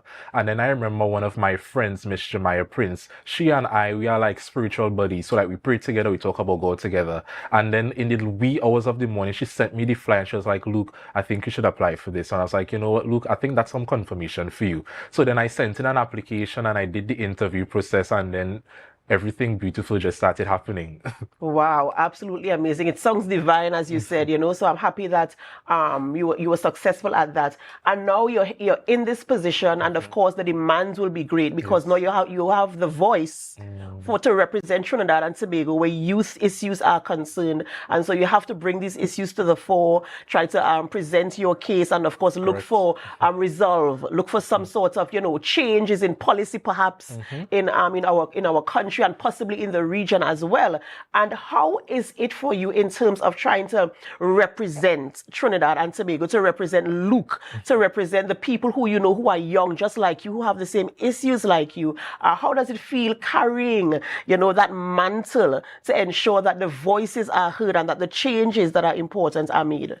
Well, Adana, at first, when I first became the ambassador, naturally, it was overwhelming. I was in this new position. I didn't know how serious it was until I got into the position. And I'm like, how can I, as this little boy from Tobago, advocate for so many young people within the CARICOM level? And Adana, when you think about the CARICOM Youth Ambassador Program, it's basically CARICOM's mechanism for getting young people involved in the integration movement. So it was developed in the late 1990s to educate young people about the integration movement and get them involved in CARICOM. And I know you're probably wondering, I'm throwing this word integration, the integration movement around what it is about, but it's going to tie into your question that you asked, how I'm handling it. So I want to get creative a bit. I want you to picture a football team, but this football team is not your ordinary football team in terms of presentation. So one player is in red, white, and black. Another player is in yellow and blue with a trident in the center of the jersey. And another player is in green, yellow, and black. And as the uniform suggests, Adana, they have unique skills, differences, strengths, and weaknesses, just like our countries may have different resources, economies, and cultures. And despite them being obviously different, Adana, they're all on one team working together for one common purpose. So when you think about the CARICOM integration movement, it's much like forming a strong regional football team formed from individual players, well, in this case, countries. And when we leverage each other's strengths, we in turn support each other's weaknesses. weaknesses and achieve greater success. And this collaborative effort, Adana, it really enhances regional stability, regional security, and overall prosperity. So you asked me, how do I handle it? And because of that integration movement that I would have experienced as an ambassador, through the other ambassadors, we work together, we network together. When we come together, Adana, we address the issues, we resolve the issues, and a lot of action happens. So as ambassadors, we advocate for and educate young people about CARICOM's opportunities and priorities. We address national youth issues within a regional strategic framework, and we also identify and open opportunities for CARICOM youth to thrive within the region, and most importantly, contribute meaningfully to the development of their respective islands. Wow, that was a mouthful there. And of course, you know, it is understandably so, because at the end of the day, what we're looking for is advancement, progress, and creating a space where everybody feels as if opportunities are equal and accessible to all. Correct. What are some of the issues that are burning and pressing for you that you have been presenting or wish to present in the forum that you sit to bring some measure of resolve to? Well, Adana, starting off, we have the burning issue of mental health. We live in a Caribbean region, and even here in Tobago, where that topic is oftentimes taboo. You know, as a youth, you might go to your mom or your parents and be like, hey, you know, I'm feeling like I'm depressed. And they're going to be like, what you had to be depressed about is I paying the bills, is I had to do this, is I have to do that. You have nothing to be depressed about. But our young people, Adana, we are human beings and we have emotions. And if we are to expect young people to aid in the development of their islands and by extent national development, we need them to be healthy. We need to give them the resources and the tools, Adana, to really be productive individuals. So we have the issue of mental health, we have the issue of youth unemployment, we have the issue of gender-based violence, we have so many issues burning the CARICOM youth, and most importantly, I would have recently championed this issue with greater need for educational improvement. So I would have launched the Tobago Students Association, Adana, and that that project launch, it meant a lot to me, because when I attended university right in Trinidad, I would have identified that we have over 131 Tobagonian youth just walking around aimlessly. We have no platform for that sense of community. We have no platform for that sense of identity. And when you look at the other islands, Adana, all of them have a students association. All of them have that sense of community. You learn about their culture. We didn't have that at the level in Trinidad. And if I am to champion regional integration as CARICOM Youth Ambassador, I just couldn't do that, Adana, while looking at my own island, my old island youth. They are just there aimlessly. So we launched the Tobago Students Association, and we were able to change that national narrative. So now at the UWI St. Augustine level, we finally have a Tobagonian rep on the guild, on the National Affairs Committee. And as ambassador, Adana, it really opened up my eyes on my ability to really, change the conversation. CARICOM has given us a platform where we can advocate on such a wide level. And from getting that training and understanding what am I supposed to do as an ambassador, I was able now to bring something home to Tobago. Because when you look at the importance of Students Association, it's extremely important, especially when we want young people to get involved in national development, advocate, politics and all. So it starts here, Dana. And when you go back to mental health, right now the CARICOM Secretariat, they are planning to train us as ambassadors, youth leaders and other youth workers to give them the skills to be first responders to the issue of mental health. Because when you think about mental health, it ties to everything, Adana, climate change, even the issue we have seen here with crime. So many of our young men seem to be on the opposite side of law. How can we as CARICOM Youth Ambassadors address that issue? So at this moment, those are the current issues we are championing. And it's quite very, very important, pertinent issues as well. In terms of your Caribbean colleagues, your other youth ambassadors around the region, have you identified similarities in terms of their issues and their concerns that they have been raising?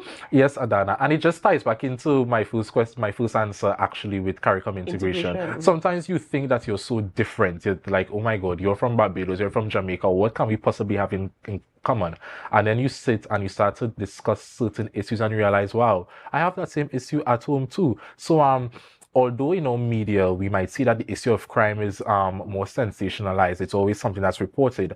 Other Caribbean islands may have an issue of crime, and more importantly, young persons are getting involved. So we have that issue. We have the issue of climate change. A lot of young people, they are not getting involved in this conversation, and as the youth, we need to be at the forefront of climate change if we are to secure our future. So right now, those are the main issues we are championing as ambassadors. As the years progress, maybe our interests will change. I know we started off with gender-based violence, last year, November, where we would have went to Jamaica for the Caribbean Youth Summit. So as time progresses, so our interest process or advocacy progresses, Adana. So we're just taking it one step at a time. And you sound so excited, and I could feel your passion because I know that you're one, you beat the ground. I know you do the groundwork and you do your research and you ensure that you have your facts and you present your case well. How does somebody get involved in this? How does a young person get involved, not just in the ambassadorship, but the opportunities that are created and are afforded to young persons from CARICOM? Well, Adana, I always like to tell young people you don't need no big degree or have this long experience to get involved. You just need to be a young person that wants to contribute to development. So if you want to look at the island level, we have our national youth councils, we have our youth council, we have our police youth clubs. You can start there. In terms of CARICOM, we oftentimes work alongside past ambassadors, we work alongside the national youth councils. So when we come together for certain projects and issues, that's where you see everybody's getting involved. In terms of the ambassador program, usually the Ministry for Youth Development, they would send out an application. The Division of Community Development, they oftentimes facilitate the interviews. So probably when my tenure is up, for those who want to get involved, you can start getting involved now. So when you do that interview, it's going to be a no-brainer. So that's where you start. And also timed, Adana, you oftentimes don't need a platform or to be a part of a group to really get your advocacy going. As a young person, you have your platform, you have your social media, you have your Instagram, you have a WhatsApp. You could start there. You could start using your voice. You could start sensitizing other young people about issues that are affecting you and issues that are affecting other youth. So it always starts with you.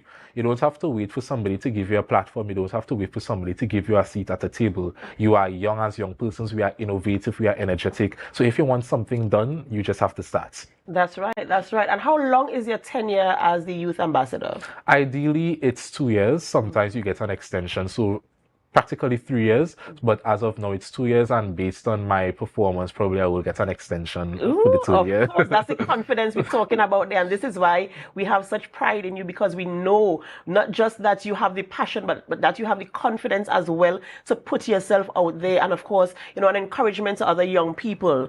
As you mentioned, you don't need to have, you don't need to be invited somewhere. You can use your own platform to present your cause. There are so many persons who have used the social media, for the causes that they believe, that they are convicted about, and they have gotten a lot of traction, a lot of attention, and they have brought change to situations that they found themselves in. So of course, good advice there coming from Luke this morning.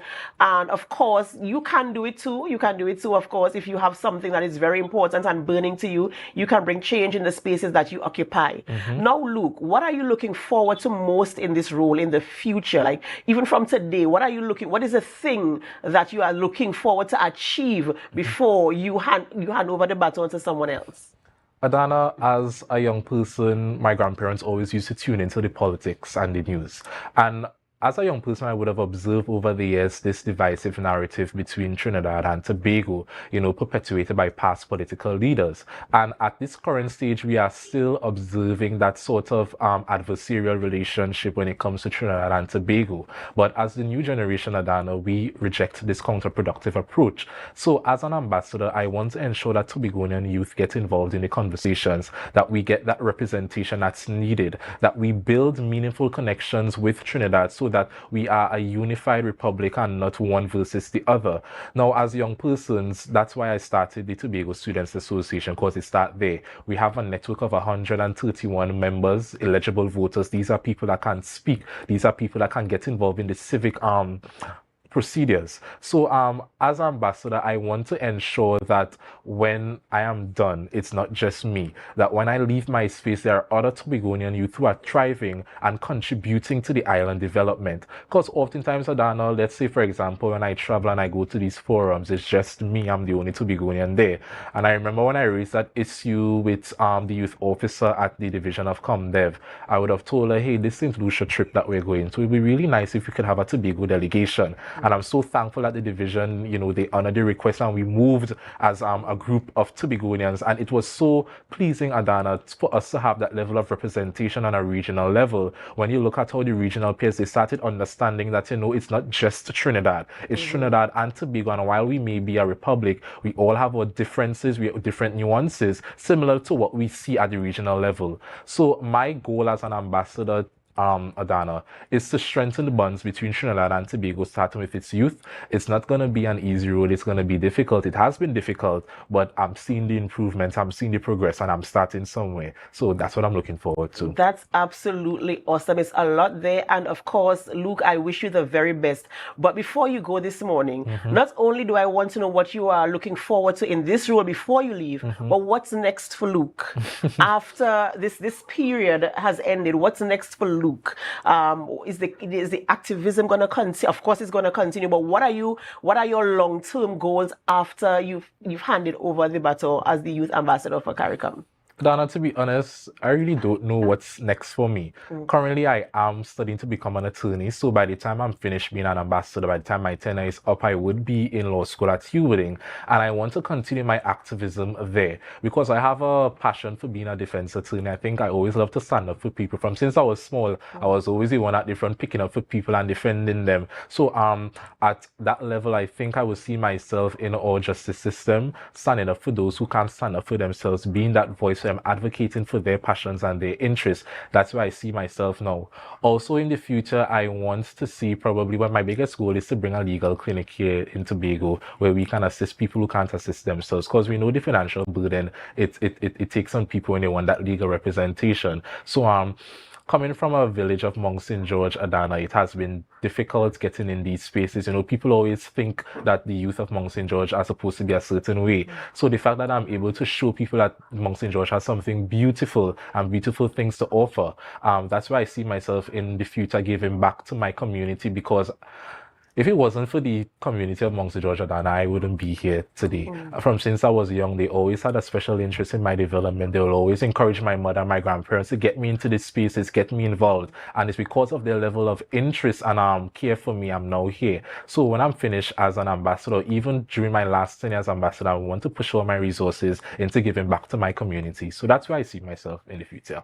Absolutely awesome stuff there coming from Luke this morning. And Luke, I just want to share some messages with you from those who are viewing us on our Facebook Live. Melanie Lubin, she's saying, hey there, Ambassador Luke.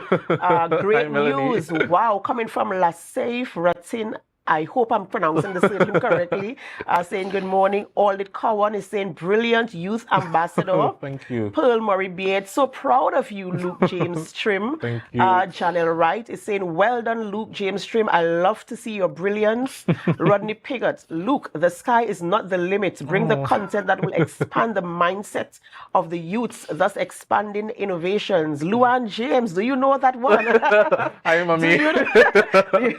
She said very nice, Luke. Very proud of you. So everyone on the live this morning. Thank you, everyone. I really appreciate it. Yes, expressing congratulations to you, and of course, very proud of you. I think you're an excellent representation of the young people here on the island of Tobago, championing the cause, and of course, the issues that you spoke about this morning are very important, especially and particularly mental health. We really, take it for granted. Correct. And we really brush it aside, and it's something that we really need to pay attention to. So I'm happy that you have seen the importance to bring it to the fore, and I do hope the conversation yields, benefits to all of us, because at the end of the day, our young people are the ones who will be leading us, right? And so we want them to have that space that they can expand and grow and be the best version of themselves, and encourage the ones who are coming up as well. So Luke, on behalf of the Tobago Updates television family, we say congratulations to you. Thank you. We say best wishes to you. And we will, of course, we're going to hear more from you, because you're one of us. Yes. And we are proud. Yes, we're making that claim and that boast this morning. We are very proud of our Luke, and we will continue to encourage him and encourage all young persons who want to get involved in the conversations that affect them and affect generations to come and affect the spaces that we occupy. And so we want you to do your very best. Use Luke this morning as an example, an inspiration, and a motivation to get up and get going. You have a voice, and we want to hear what you have to say because it can bring change in the spaces that you occupy. Ladies and gentlemen, this morning we've been speaking with Luke James Trim, Youth Ambassador for CARICOM, representing the Republic of Trinidad and Tobago, securing our future as young people here on the island. Ladies and gentlemen, we have to go for a short break before we continue conversations in studio this morning. And of course, before we go, Luke is going to help me, of course, to tell you, to help us share the life, share the life, share the life. We'll be right back.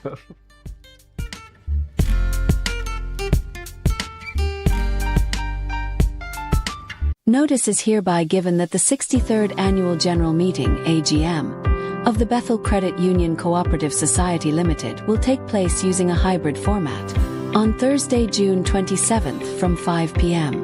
The physical location will be upstairs the Mount Marie branch office.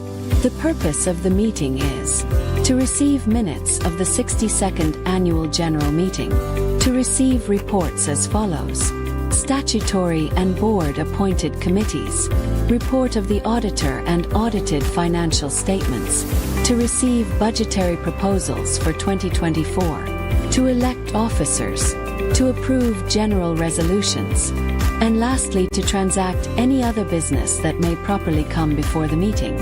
A digital copy of the AGM brochure is available on the website. Please visit our website at www.bethelcredituniont.com or any one of our branches for further information. Tobago, the date has been set. Saturday, June 22nd, we head to the Jade Monkey once again for the launch of their 2024 Jufy and Mass Band presentation for Tobago Carnival. On Saturday, June 22nd, we gather at the Jade Monkey to get a glimpse of the Jade Monkey Mass presentation for 2024, the Tobago Festival, and also the launch of the Jade Monkey Jufy, Monkey See, Monkey Do. I come from the Twin Island. Get ready for another year of Tobago Carnival with the best band in Tobago, Jade Monkey Mass and the Jade Monkey Jufy. So come out on June 22nd as we launch Monkey See, Monkey Do Jufy, and for Tobago Mass, the Tobago Festival's presentation, brought to you by the Jade Monkey. This one powered by Carib, Digicel, and Next 99.1 FM, a member of the TTT Limited Media Network. Jade Monkey. Go down in the center, go down.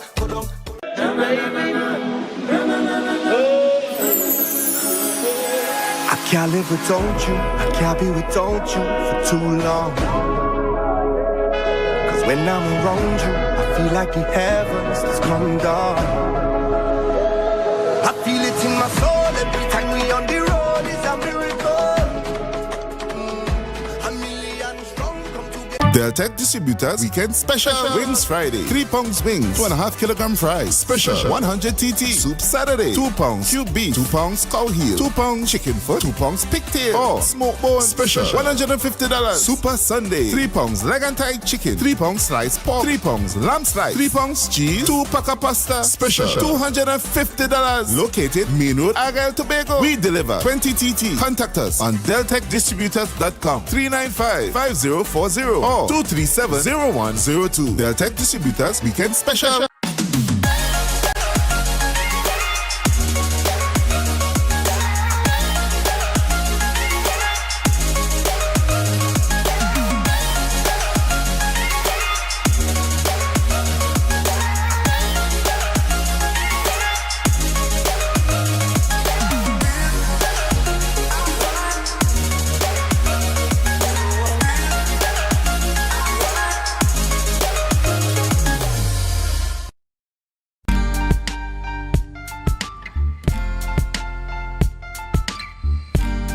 Put a smile on your face when you're moving from place to place. Good morning, good morning, morning, good morning, morning.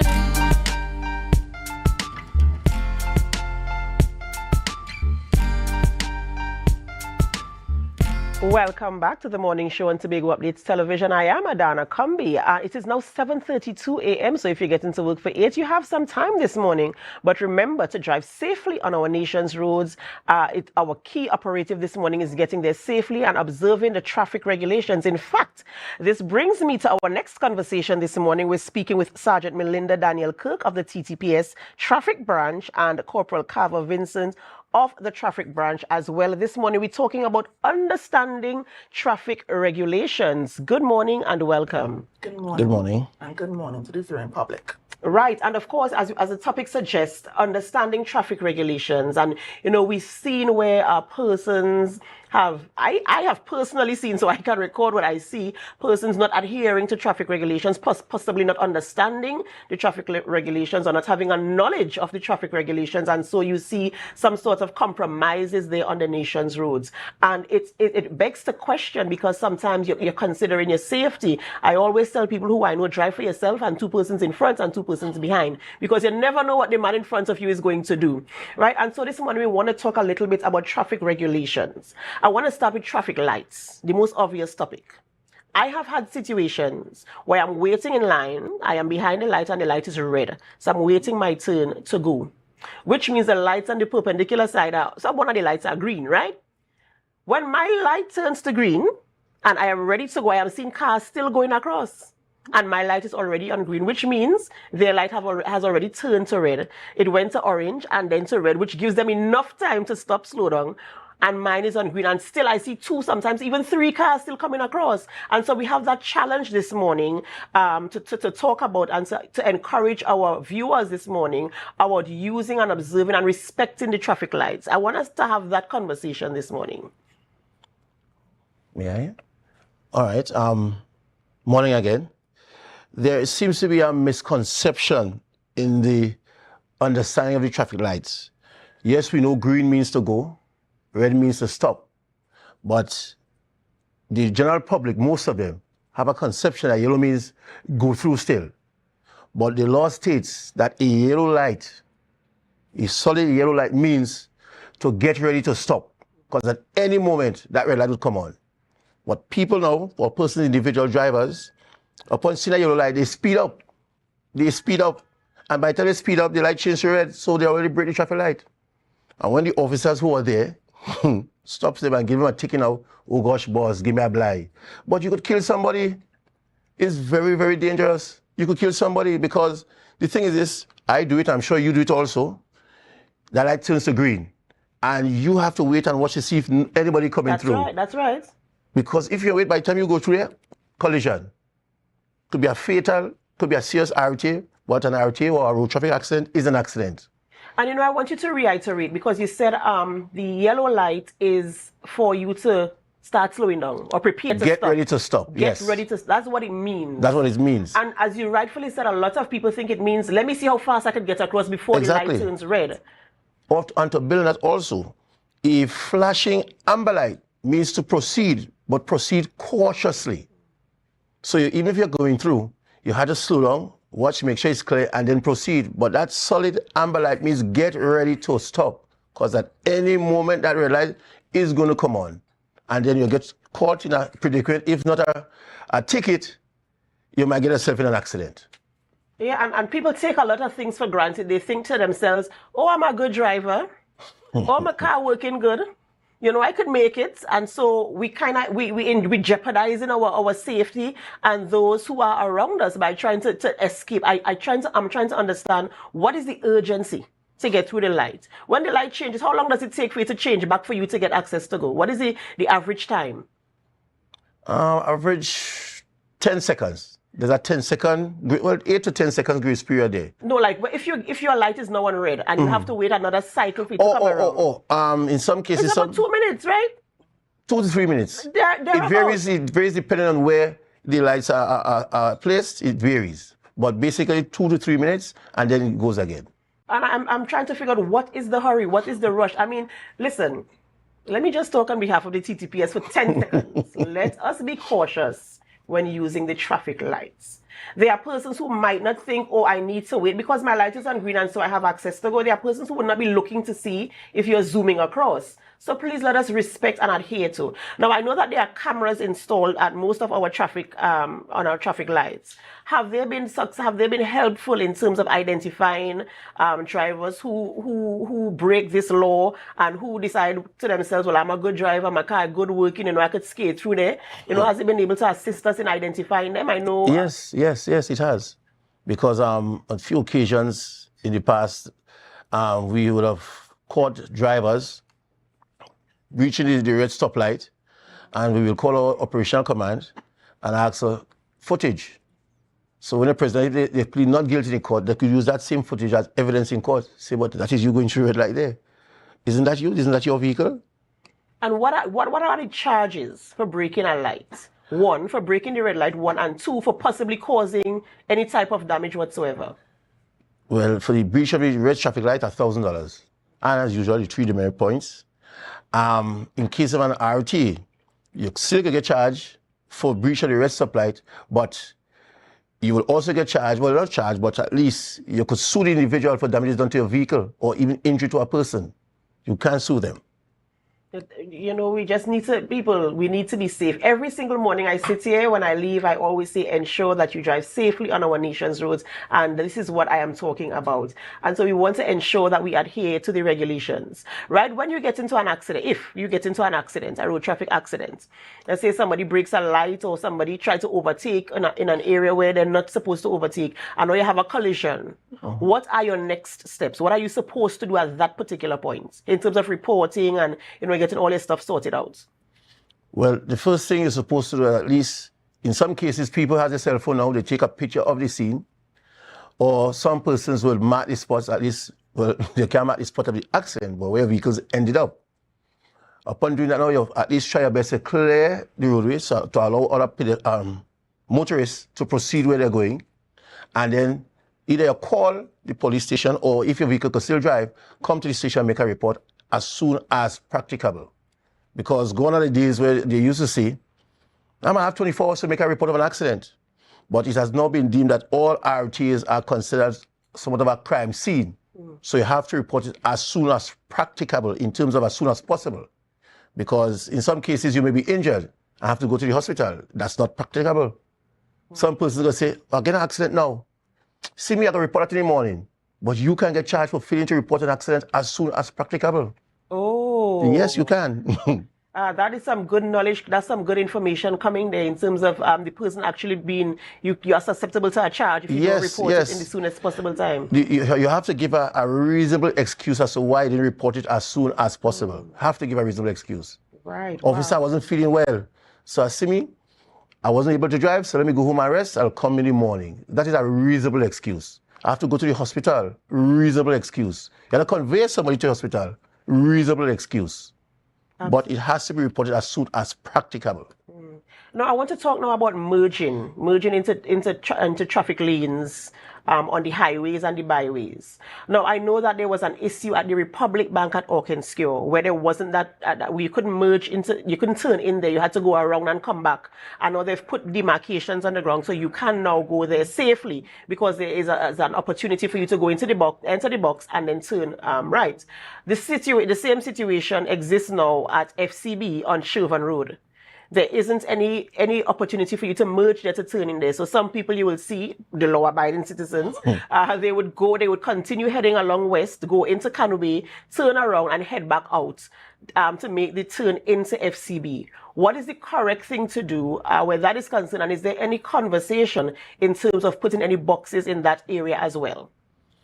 Well, I believe there are conversations ongoing, but the correct drive, which you stated before, is to go down. You could turn into Canobay, and when it's safe to do so, you come back out and enter on the other side.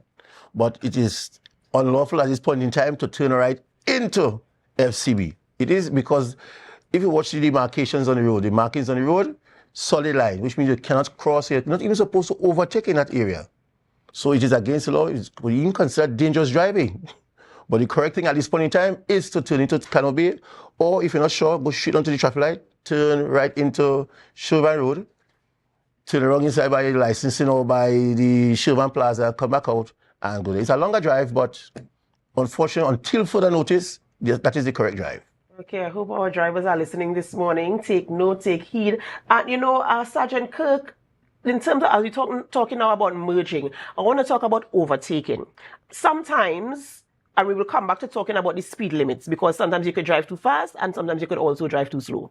So I want to talk about overtaking. When you want to overtake somebody on the main roads or wherever you are, what are the things that you have to look out for before you? And we learn this when we do our regulations, but sometimes you need to bring it back in the conversation so people are aware and that they adhere to what is what is required. So in terms of having to overtake somebody on the highway, what are the things you have to look out for before you take any action? All right.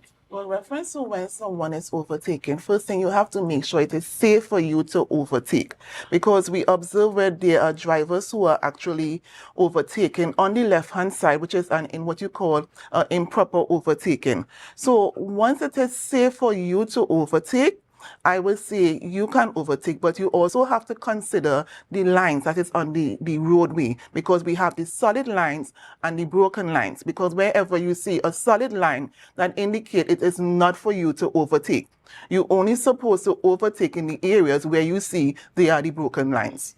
And sometimes we have some, you rightfully said, there are some drivers who overtake on the shoulder, the left, which is really, really dangerous, as well as some persons who overtake a long line of traffic. Yes. You know, and I've seen it so many times, and I'm wondering, where are these people going? And what is the haste about? And so is there any regulation that governs how many vehicles you can overtake? As you said, you could only overtake on a broken line. Some people overtake on a solid line. They don't even look. I think we've come to a place now where we don't even pay attention to what is right in front of us. And is there anything that governs how many vehicles you can overtake at one particular time? I would say yes, because according to our speed limit, on the highway, it's 80 kilometers. And if you're overtaking several vehicles, it clearly shows that you are over the speed limit, and that is classified as a dangerous driving.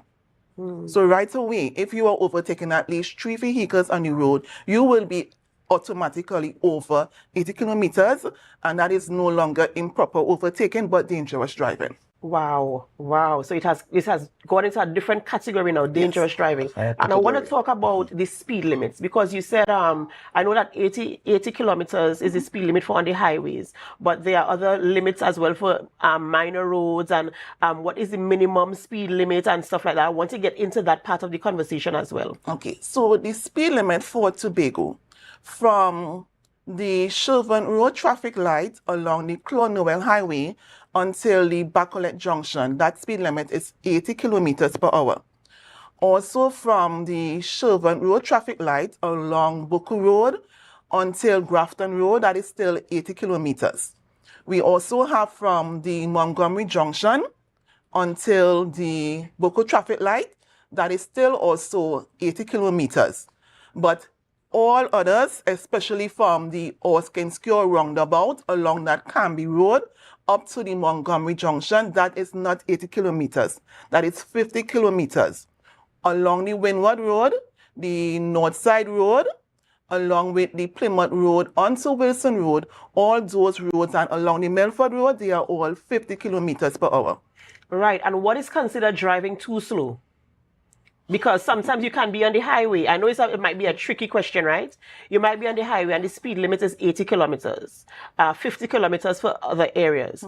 If somebody is driving at 30, is that considered driving too slow and possibly able to cause some sort of accident or collision? If I may, yes, you could get charged for driving too slow, because it comes like if you're impeding traffic or keeping back traffic.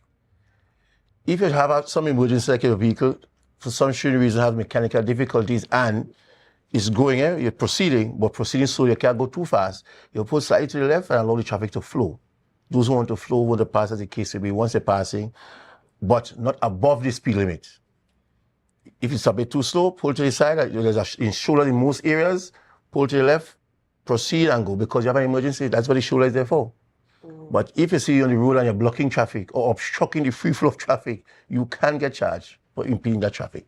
Ladies and gentlemen, we're speaking with Sergeant Melinda Daniel Kirk of the TTPS Traffic Branch and Corporal Carver Vincent, also of the TTPS Traffic Branch here in Tobago. We're having conversations about traffic regulations, what you should do, what you can do, and what you should not be doing. We have to go for a short break, but the conversation continues when we come back. And as we go for this break, of course, we invite you to help us. Share the live, share the live, share the live. We'll be right back.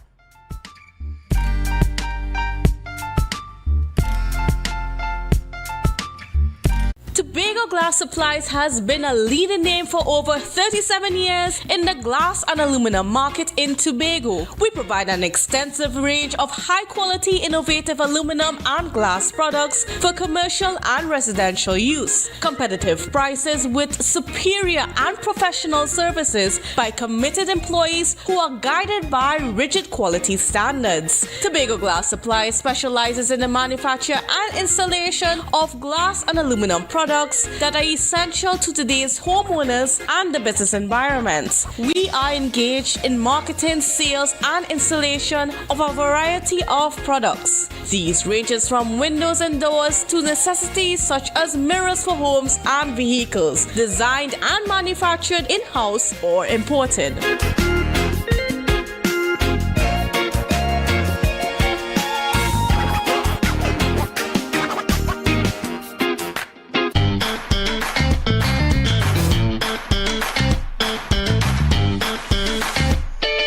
Need a fresh start? Upgrade your life with the things you want. At Standard Distributors in Canaan, life is good with zero. Get that amazing fridge, the stylish sofa with zero down and easy financing. Your dream house is within reach. Visit Standard Distributors today. Life is good with zero. The countdown is on to the Tobago Public Service Day Expo 2024. Join us on July 5th at the Shore Park Complex to discover the dynamic world of public service where innovation meets dedication. Explore exciting careers, experience innovative services, enjoy interactive displays, and a whole lot more. Come join us on July 5th at the Shore Park Complex from 9:30 a.m. Visit the Office of the Chief Secretary's Facebook page for details. Tobago Public Service Day Expo 2024. Public service now and beyond.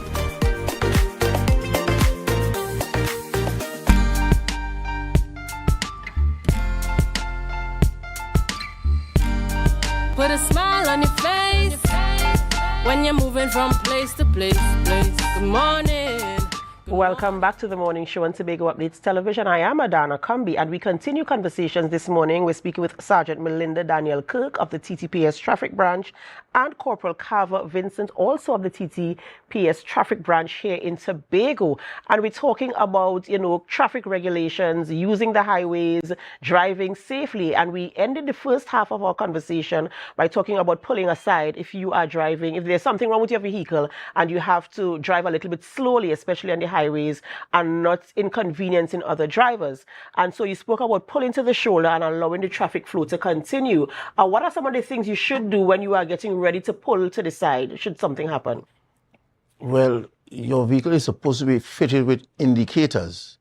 You could either indicate, or if the rain isn't falling, you're taking your glass and you use hand signals, which is part of the licensing regulation. And upon pulling to the left, or at least driving to the left, you put on your hazard light to indicate to other drivers that, yes, I have a difficulty, so I'm using the shoulder, or I have an emergency, so you're free to pass and go your merry old way. But you have to ensure and notify the public that, yes, that is why I'm on that side, or that's why I'm driving so slowly, so at least other motorists will know exactly what to do. Instead of being behind there, wasting time. In some cases where there isn't a shoulder, like some of the minor roads, you just pull slightly to the left with your hazard light on to indicate to them that, okay, you can pass. Absolutely awesome. Sergeant, we're talking now about penalties. Right, we want to talk a little bit about the penalties for speeding and all the other, some of the other traffic offenses that people engage in on the nation's roads. And so, speeding, for instance, overtaking when they're not supposed to overtake. We want to know what are some of the penalties that come with these things, because I feel as if people take things for granted and they feel as if I could get away with something. Luckily, as you mentioned, we can get footage from our cameras that have been installed on our traffic lights. And so now we want them to know that we're going to catch you, and these are the charges that can, that can be incurred should you engage in this type of reckless driving. So for someone caught exceeding the speed limit, the penalty varies according to how much you exceeded the speed limit by. For instance, if you were caught exceeding the speed limit between 1 kilometer to 9 kilometer, that is what we classify as a grace period, you'll be given a fine of just $1,000, but no demerit points. But if you exceeded from between 10 kilometers to 19 kilometers per hour, that's a fine of $1,500 with 2 demerit points. From 20 kilometers to 30 kilometers, that's $2,000 with a fine of 4 demerit points. And from 31 kilometers and over, that's a fine of $3,000 with 6 demerit points. And Pitya, you already obtain a ticket for exceeding over the limit of 31, whereas it's 6 demerit points. And then you later receive a ticket for this, a seatbelt, which is 4 demerit points. That is 10 demerit points. And you know that you already now reach in a category to be disqualified. Because once you attain between 10 to 13, you can be disqualified for 6 months. And we have a lot of drivers already attain that amount, and they already are disqualified from driving. Wow. So I wanted to go through, as you mentioned, the disqualification in terms of the demerit points. I feel as if some people don't understand the accumulation of the points. So I really wanted to talk a little bit about that in terms of how many, you mentioned 10 to 13 qualifies you to be disqualified from driving for a period of 6 months. Tell me about the ranges from 10 to 13, maybe 13 to 15. What are the disqualifications? 6 months, 8 months, 10 months, eternity? How does it work? Okay, so for a newly driver, meaning a driver who just attained his driver's permit for a period of 12 months, they are only able to attain a demerit points of 7. And with that 7 points, they can be disqualified for 1 year. For an experienced driver, meaning a driver who is the holder of a driver's permit for more than 1 year, they are allowed between 10 to 13 demerit points. They will be disqualified for 6 months. From between 14 to 19 demerit points, you can be disqualified for 1 year. From over 20 demerit points, you can be disqualified for 2 years. We had a case just on Tuesday where a person, he was disqualified from the court and he was found driving, and the magistrate, he was sentenced to a short term of imprisonment. So you can also be sent to jail for such. So after you get disqualified, is your permit taken away from you, or do you still have possession of it? How? Because you're saying that somebody was disqualified, but they were still found driving.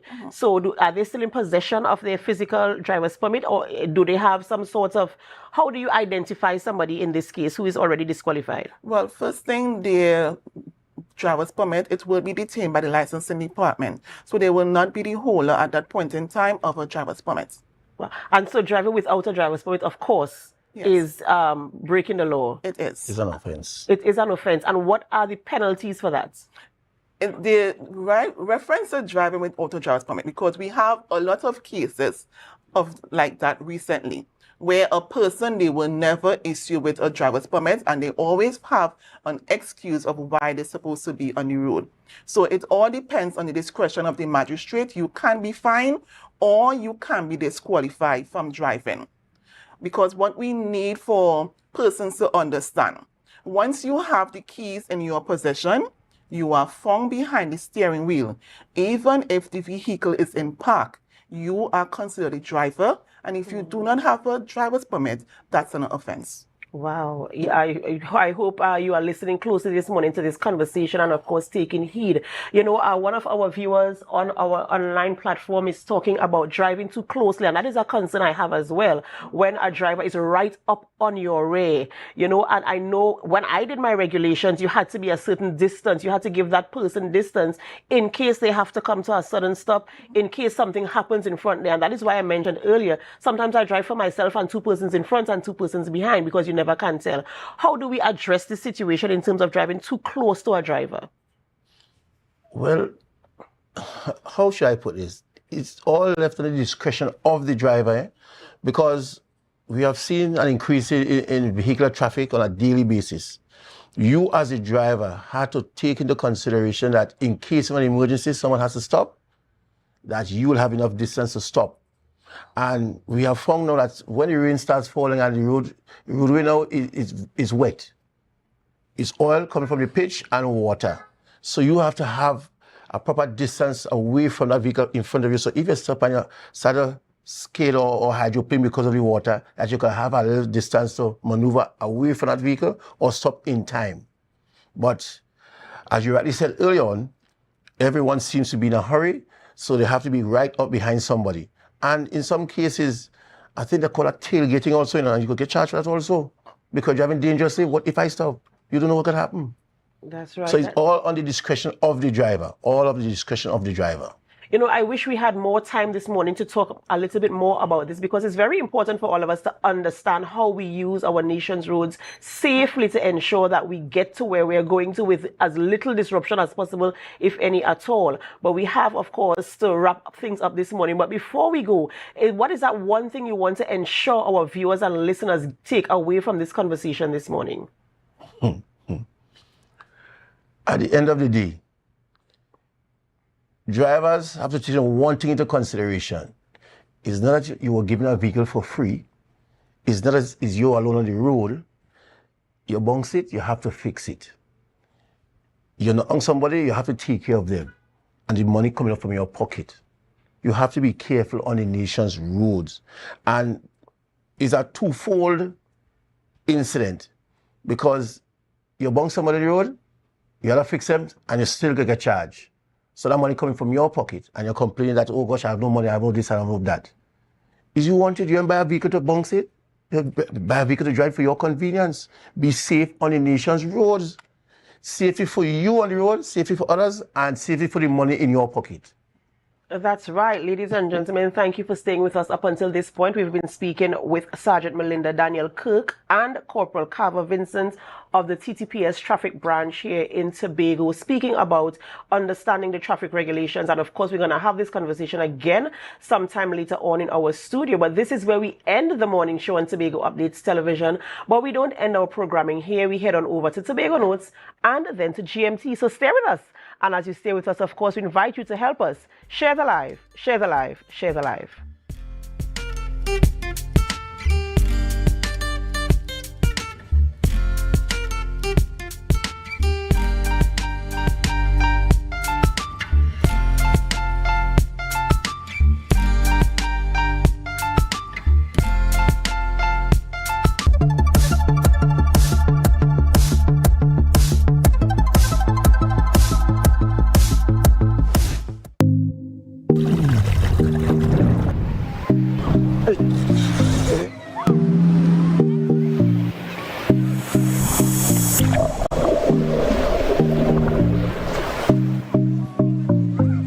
We have not had a shark attack in my years of scuba diving and being in the marine environment.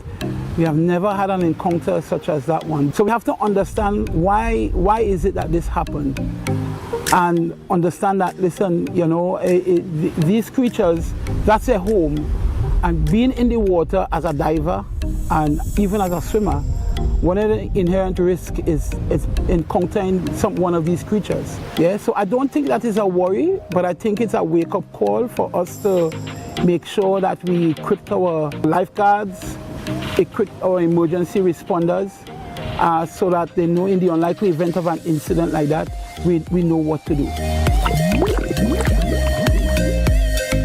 As divers, we would see sharks once in a while. But most of the time, it's what we call provoked or unprovoked occurrences. So when we see them, they tend to avoid us. They don't like the human contact at all. We are not part of the ecosystem, so they don't know us as food. So the fear isn't there. The fear is mutual. They are more scared of us as we of them. Okay, so we just have to respect the animal.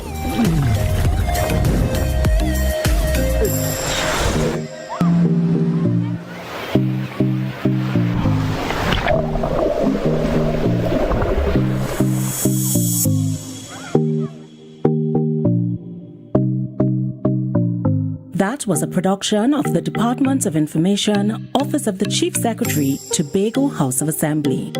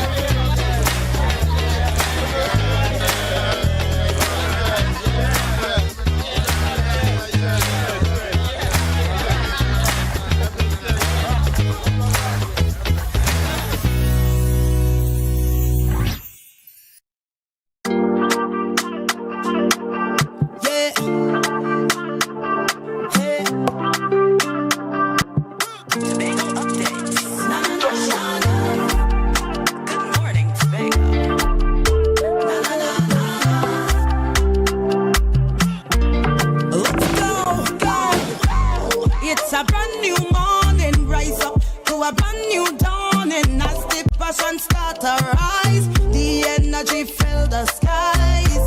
I say thanks for favor to wake up and hear my neighbor. 60,000 people strong and the vibes is never wrong. We are beauty, we are power. We are people in the sun. We are beaches, we are rivers. Good morning, and welcome to Good Morning Tobago right here on Tobago Updates. Guys, you know when you see me sitting here, it's because we're about to have those conversations that you want to have while I ask those questions that you want asked. But before we get into this morning's conversation, let's have our news in 90 seconds. News in 90 seconds is brought to you by Standards, never beaten on quality and prices.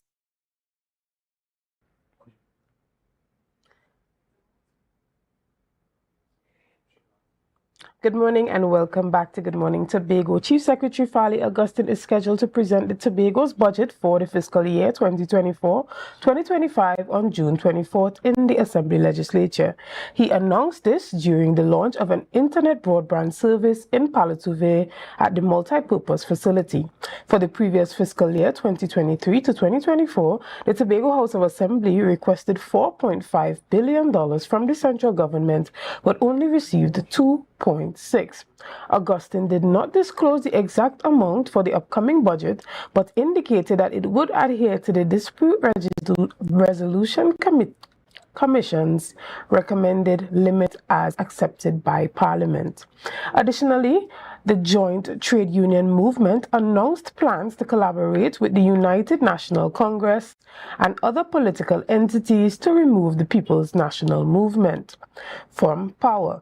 During the 86th Labor Day celebrations in Faizabad, Joint Trade Union Movement President Ansel Roger emphasized the formation of a National Front Alliance, not a new political party, to achieve this goal. Roger criticized the PNM's 9-year governance, citing significant issues such as the closure of major enterprises, the cessation of gasoline production from Petrotrin's shutdown, rising unemployment, and alleged corruption. Roger urged union members to unite and mobilize against the PNM. And finally, Minister of Public Utilities Marvin Gonzalez announced that the Water and Sewage Authority would hire 9 new managers, including a new CEO. This announcement was made during the signing ceremony of the National Water Sector Transformation Program. The restructuring of WASA has reached a significant milestone, with the Human Resource Advisory Committee approving the terms for the new executive team. Gonzalez stated that after the 9 senior leaders are appointed, approximately 34 deputy positions will be filled in the coming months. The restructuring aims to streamline WASA's leadership, which has been considered too large and inefficient. And that was our news in 90 seconds.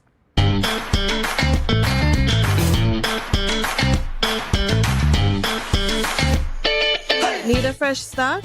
Upgrade your life with the things you want. At Standard Distributors in Canaan, life is good with zero. Get that amazing fridge, the stylish sofa with zero down and easy financing. Your dream house is within reach. Visit Standard Distributors today. Life is good with zero.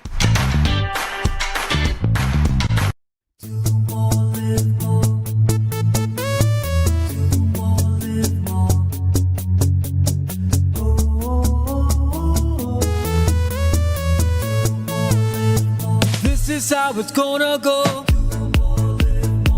They better look up and look, 'cause this is your show, and everybody's gonna know. Say it to them once again. They better look up and look. This is your show, and everybody's gonna know. That's how it's gonna go. They better look up below, 'cause this is your show. Live more. Tobago Tobago Glass Supplies has been a leading name for over 37 years in the glass and aluminum market in Tobago. We provide an extensive range of high-quality, innovative aluminum and glass products for commercial and residential use. Competitive prices with superior and professional services by committed employees who are guided by rigid quality standards. Tobago Glass Supplies specializes in the manufacture and installation of glass and aluminum products that are essential to today's homeowners and the business environment. We are engaged in marketing, sales, and installation of a variety of products. These ranges from windows and doors to necessities such as mirrors for homes and vehicles, designed and manufactured in-house or imported.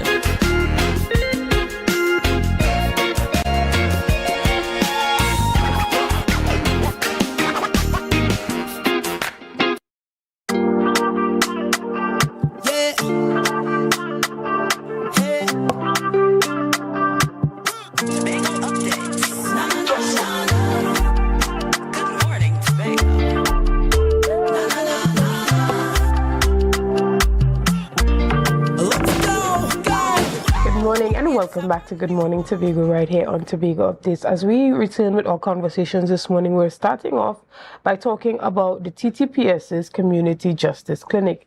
And to have that conversation with me this morning, I have the pleasure of joining me online, Sajina Kadir, who's an attorney at law, as well as Senior Soup, Michelle Pierre, head of the Interagency Task Force. And in the studio, I have Acting Corporal Brathwaite. Good morning and welcome to Tobago Updates. We're glad to have you this morning. This morning we're talking about the Community Justice Clinic, whereby TTPS, along with some legal attorneys, are going to be offering free legal advice to Tobagonians. So you are here in Tobago. Tell us a bit about the event and some of your colleagues that will be joining you to have this event. Okay, the event, the attorneys will be coming to Tobago and they are going to offer free legal services to members of the community. Mind you, they will be in Mount St. George and they will also be in Roxborough, and it will be happening at the same time simultaneously. So they are going about any communities, talking to persons, and you could talk to them about anything, any legal matters. Be reminded that, you know, they are here to protect and serve the community's legal interests. So, you know, they'll be around. Before the clinic starts, we'll be going through the communities. We'll be sharing the pamphlets. We are going to do a walkabout in the community, informing persons about what is taking place, you know, how they could access it. And mind you, everything is free. It's going to take place on the 29th, which is the last Saturday in every month. They normally keep the Justice Clinic. We are privy to having it in Tobago this round. Yes, it is in the east. Mind you, they came before. They were at the cultural complex, and as time progressed, they're going to come back and they may also, you know, engage persons in the west. But just because they're in the east doesn't mean that the persons in the west cannot access the legal clinic. It's open for everybody. Right, and we have online attorney Sajina. Good morning, and tell us a bit about how this entire Community Justice Clinic came about. Good morning to you and to everyone locked on. Good morning as well. So the Community Justice Clinic project started about 3 years ago during the lockdown period, when I pitched an idea to the then Superintendent of Police, Michael Pierre, who is on the link as well. You know, there was a lot of hardship during the COVID-19 pandemic, and when families had to stay at home, it wasn't a vacation for everyone. It was actually, in some homes, very toxic. And I thought, in the economic challenging times that was being faced, you know, people couldn't afford an attorney. And let's be real, people think attorneys are exorbitant in fees, right? So what we decided to do is to take the legal advice to the communities. And the last Saturday of every month, we visit 2 communities, 8 o'clock to 1 o'clock. Excellent. And what are the communities that you guys would be visiting while you are here in Tobago? So we will be at the Mount St. George Police Youth Club and the Roxborough Police Youth Club as well. This is our 5th time to Tobago, and as the team of attorneys, it's a volunteer attorneys, right? So as the team continues to grow, we will of course try our best and have our best to extend these services even a lengthier duration in Tobago. Right, and at both locations, they would be going from 8 to 1. Explain the time. Yes, that is correct. Okay, excellent. And the event, Mr. Brathwaite, is it directly tied to the police youth clubs? Tell us about the youth clubs' involvement in this initiative. Right, the event it's a partnership with the Trinidad and Tobago Police Service and by extension the Community Policing Unit. The community police we are here for community engagement, we foster partnerships with the community, amongst other things. So the policy club, we are facilitating the initiative, the policy clubs that have clubhouses like Mount St. George and Roxborough. The program is targeted for members in the community, and as I would have mentioned before, just reiterating, even though it's in Mount St. George, it's open for persons from all over Tobago. If you are from Crown Point, you can come down to Mount St. George and you can access the legal clinic. Normally, persons will have to go to an attorney's office and pay monies, even consultation fees, but today, that Saturday is going to be free, and they will even help you with a number of legal questions that persons will have. The policy clubs, what we do, we foster the collaboration, we foster the partnership, we foster the community engagements. Sometimes we bring out the youths who will even have legal questions. Young people have legal questions as well. So they are afforded the opportunity to come and speak to an actual lawyer about legal matters. They could bring their parents and so on. So we partner with them. We are providing the facility, the location, and the space, and we are also bringing out our members, the parents, and the stakeholders. Right. And Attorney Cadet, tell us what is the extent of the advising that persons can look forward to? Because a lot of times when you hear about legal clinics, you think, okay, they might just tell me if I have a case or if I don't have a case, but yet I still have to go to an attorney. So what is the extent of the advising that would be given? Right. So the majority of the team are all private practitioners. So we made a team decision. We see every type of legal matter except of a criminal nature. I would allow Senior Super to explain why shortly. However, we see any type of matter except the criminal, but with regard to domestic violence matters, which is quite prevalent, we would take those matters straight to court pro bono. So the vulnerable citizens feel even more protected by the service, not just having initial preliminary advice, but walking with them through a very high intensity type of matter all the way to court in endeavoring to obtain a protection order in matters of domestic violence. All right. And Senior Superintendent, tell us a bit more about the range of services or advising that we can see happening at this community justice clinic. Okay, so good morning to you. Good morning, Tobago. I want to take you back a bit to the start of the clinic. When the idea was pitched to me as the head of the community-oriented police section at that stage, what I saw is that this initiative would be an excellent crime-fighting tool to be used by the TTPS. In what way? It means that we would be bringing knowledge to persons who may not have had before, who may have wanted to take the law into their own hands. So we are giving them alternatives, the greater understanding of what they can or cannot do. We've also looked at assisting those persons, just as the attorney would have said, Ms. Kadir, that to bring the matters straight before the court so that it would eliminate some of the domestic violence that comes from situations within the homes. It's not only the murders, but we see there's the woundings, assaulted by beaten, and such type crimes that emanate from domestic situations. So bringing this clinic to the members of the public, it would have had an impact to reduce these crimes in the Trinidad and Tobago. All right, and tell us about the range of services or range of advice that we can... Types of matters, right. So we do matrimonial grievances, private and civil matters. So we're talking about divorce, custody, access, maintenance, land, estate, even immigration. Once it is a legal grievance, we deal with it, except if it is a situation where it's like a larceny or crime, then it being a partnership that falls under the TTPS umbrella, we don't do those types of matters. Okay. So we're really urging members of the public to come out and take advantage of the, And I might add that in relation to criminal matters, it would be a conflict of interest for the clinic to deal with criminal matters. Please explain that a bit. Okay, so our function, we are, as the police, we deal with crime. We detect crime actions of the law, which we take before the court to be dealt with before a court of competent jurisdiction. So in order for us to treat with the criminal elements out there through the clinic, it would be a conflict because we are the ones mandated to treat with crimes. Okay, understood. We're going to take a quick break right here and we'll be back right after this.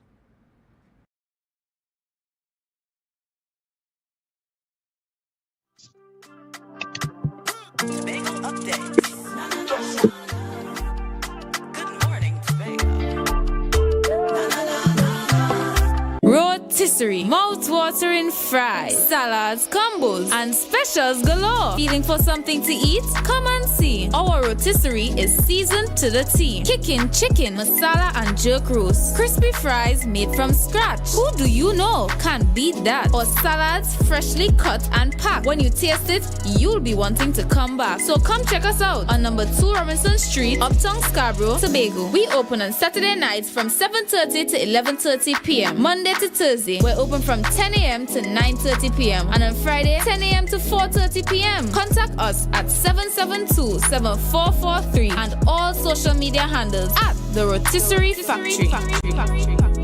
Sun Up Tobago is here. Join us on Saturday, July 6th from 2 p.m. to 10 p.m. at Delta Compound Argyle for an unforgettable summer experience. Enjoy an all-inclusive experience with mouth-watering food, coolers are allowed, and best island vibe. This is a tickets-only event. Get your tickets now at Barco, Lust, and Pablo's Argyle. Don't miss out on the event of the summer. Sun Up Tobago, sponsored by Tobago Updates, B-Mobile, State Solutions, and Thorns Place. Look at people in here tonight. The countdown is on to the Tobago Public Service Day Expo 2024. Join us on July 5th at the Shore Park Complex to discover the dynamic world of public service where innovation meets dedication. Explore exciting careers, experience innovative services, enjoy interactive displays, and a whole lot more.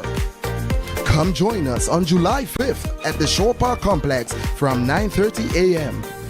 Visit the Office of the Chief Secretary's Facebook page for details.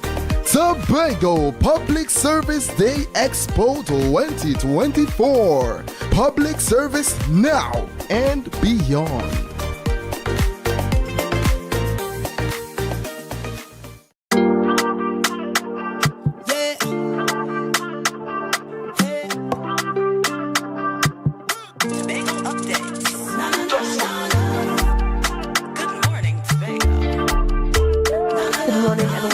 Good Morning Tobago. We're talking about the Community Justice Clinic that's happening at Monk St. George Police Youth Club as well as in Roxborough. And this is happening on Saturday, the 29th of June. And online we have joining us attorney Sajina as well as Senior Superintendent Michael Peer. Welcome back, guys, and thank you for being here this morning. Attorney Sajina, one of the questions that I want to ask, when you begin having conversations with an attorney and you come to that conclusion that, okay, you are my attorney in this situation, there is attorney-client privilege. Now, when we have something like a public community clinic, does attorney-client privilege exist there when someone comes to you, especially in matters of confidentiality?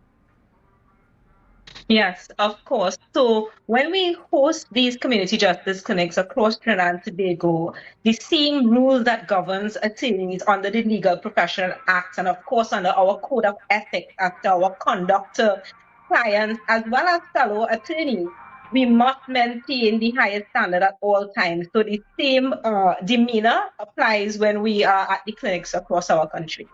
Okay, so you are legally obligated to ensure that that confidentiality remains. We definitely are. The only time, you see, because it's a partnered initiative and we have police officers present, at times there may be an issue between an attorney and a member of the public that may warrant urgent police intervention. And because of the presence of the officers, we may ask the officer to be present to provide some assistance, but that doesn't breach the legal privilege. It actually amplifies the service to be provided to that particular member of the public. All right, no problem. And when you talked about protection orders, you talked about marriage, divorce, issues surrounding land. Are persons able to hire the attorneys that are present for their case after they have gotten that initial consultation? Right. So because this is a serving initiative, not meant to break pockets of members of the public or even charge them in any form or fashion, it was a team decision and one of the ground rules from the get-go that none of the clients we actually take into private practice, because it will be defeating the purpose of the initiative in our respectful view. So there are other forums like legal aid, or even sometimes the kindness of an attorney on the team to take it pro bono. With the domestic violence, because it's so prevalent, we definitely do that pro bono. But let's be real, we all have private practices, so we can't take everything pro bono. But, you know, being human, sometimes when we engage members of the public, having a heart, we feel for them, and we may take it on pro bono. But to take it on as part of our office, it will almost be an insult to the purpose of the initiative, which is a giving back initiative and a serving one, especially to bring immediate redress to legal issues, even at its most preliminary stage. Okay, and how does it work when you guys are attorneys that are based in Trinidad when you get clients here in Tobago? Right. So the similar code of ethics that we adopted in the project applies. So there have been willing persons in Tobago who took up a particular land matter. Land matters are very prevalent in Tobago. You always see domestic violence a lot in Trinidad. We see a lot of land matters in Tobago, more so than the domestic violence, right? So there was one matter that comes to my mind that an attorney took up pro bono. The same rules that we apply to the members of the public in Trinidad will still be given to Tobago. The point is, we don't want to pump our private practice. We want to serve the members of the public by the attorneys who actually are over 10 years in practice and competent enough to give the gift of their time and provide the service, even across Onisha style. So, right, how does that relationship work when you're in Trinidad and your client is in Tobago? Does the person come down to Trinidad for hearings, or you coming to Tobago? So, right, I understand what you're asking. So what may happen, and I know of one matter, as I said, where this occurred, the Tobago attorney would communicate with the person, and a virtual platform like Zoom created to facilitate any further questions that they may have or anything of that nature. But just to be clear, so that the members of the public understand, we cannot take all matters pro bono. So we make a team decision as to which is done. It's not an individual decision. So the client finds the attorney nice and feel comfortable, and that attorney just snaps her fingers or his fingers and say, look, I'm going to do this pro bono. It must be a team decision. I am the team lead for the attorneys in this project, and we have the record keeping necessary. So we actually decided after the clinic if there's any matter deemed urgent, or if anybody wishes of their own volition to give the gift of their time in the longevity, meaning proceeding with the application before the court. And well, as you would know, court is virtual, so it really circumvents any concern about how we help someone in Tobago, because the virtual platform since COVID has been very kind to, progress. Understood. And so as we round off our discussion this morning, please, again, Senior Superintendent Michael, just let us Tobagonians know, or persons who can attend know, why it's so important to be a part of this community justice clinic. Okay, so before I do that, based on one question you asked in terms of the layout, The clinic is set up in such a way that the person coming for service deals directly with the attorney privately. So it's not an open air forum where the attorney is addressing everyone at the same time. It's just as if you go to the attorney's office and you meet with them to treat with the matter in particular that you're coming for.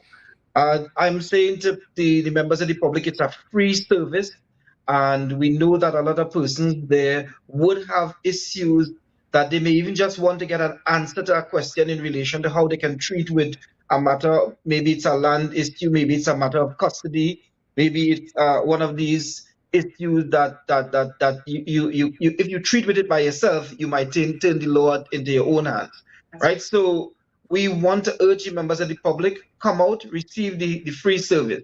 The other thing is on Friday the 28th, we will be out there on the streets in Tobago doing an outreach, handing out the flyers, talking to the citizens outside there so that persons who may not have access to social media or other media platforms can receive the word to attend the clinics on Saturday the 29th. Okay, thank you so much. All right, is there anything that you want to remind Tobagonians before we wrap up this morning in regards to their attendance? Just once again, the clinic is open for persons from all parts of Tobago.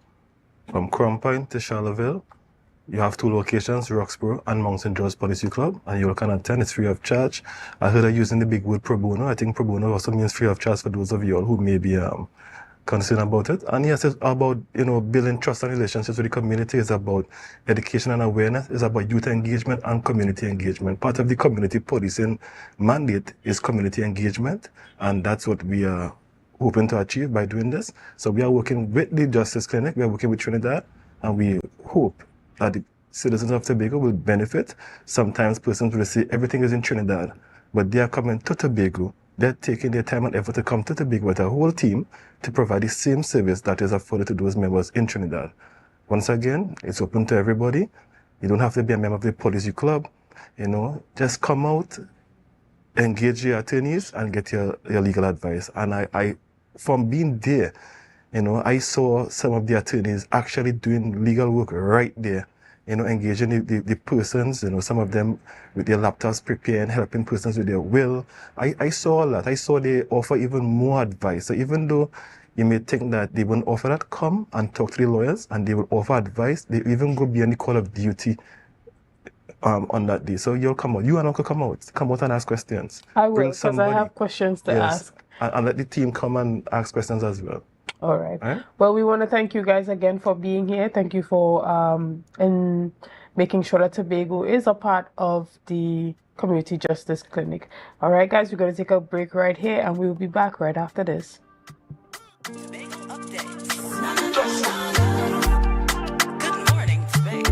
Deltec Distributors Weekend Special Wings Friday. 3 pounds wings, 2.5 kilogram fries. Special 100 TT Soup Saturday. 2 pounds cube beef, 2 pounds cow heel, 2 pounds chicken foot, 2 pounds pigtail, or smoked bone. Special $150. Super Sunday. 3 pounds leg and thigh chicken, 3 pounds sliced pork, 3 pounds lamb slice, 3 pounds cheese, 2 pack of pasta. Special $250. Located Main Road, Argyle, Tobago. We deliver 20 TT. Contact us on deltecdistributors.com 395-5040 or 237-0102. Deltec Distributors Weekend Special.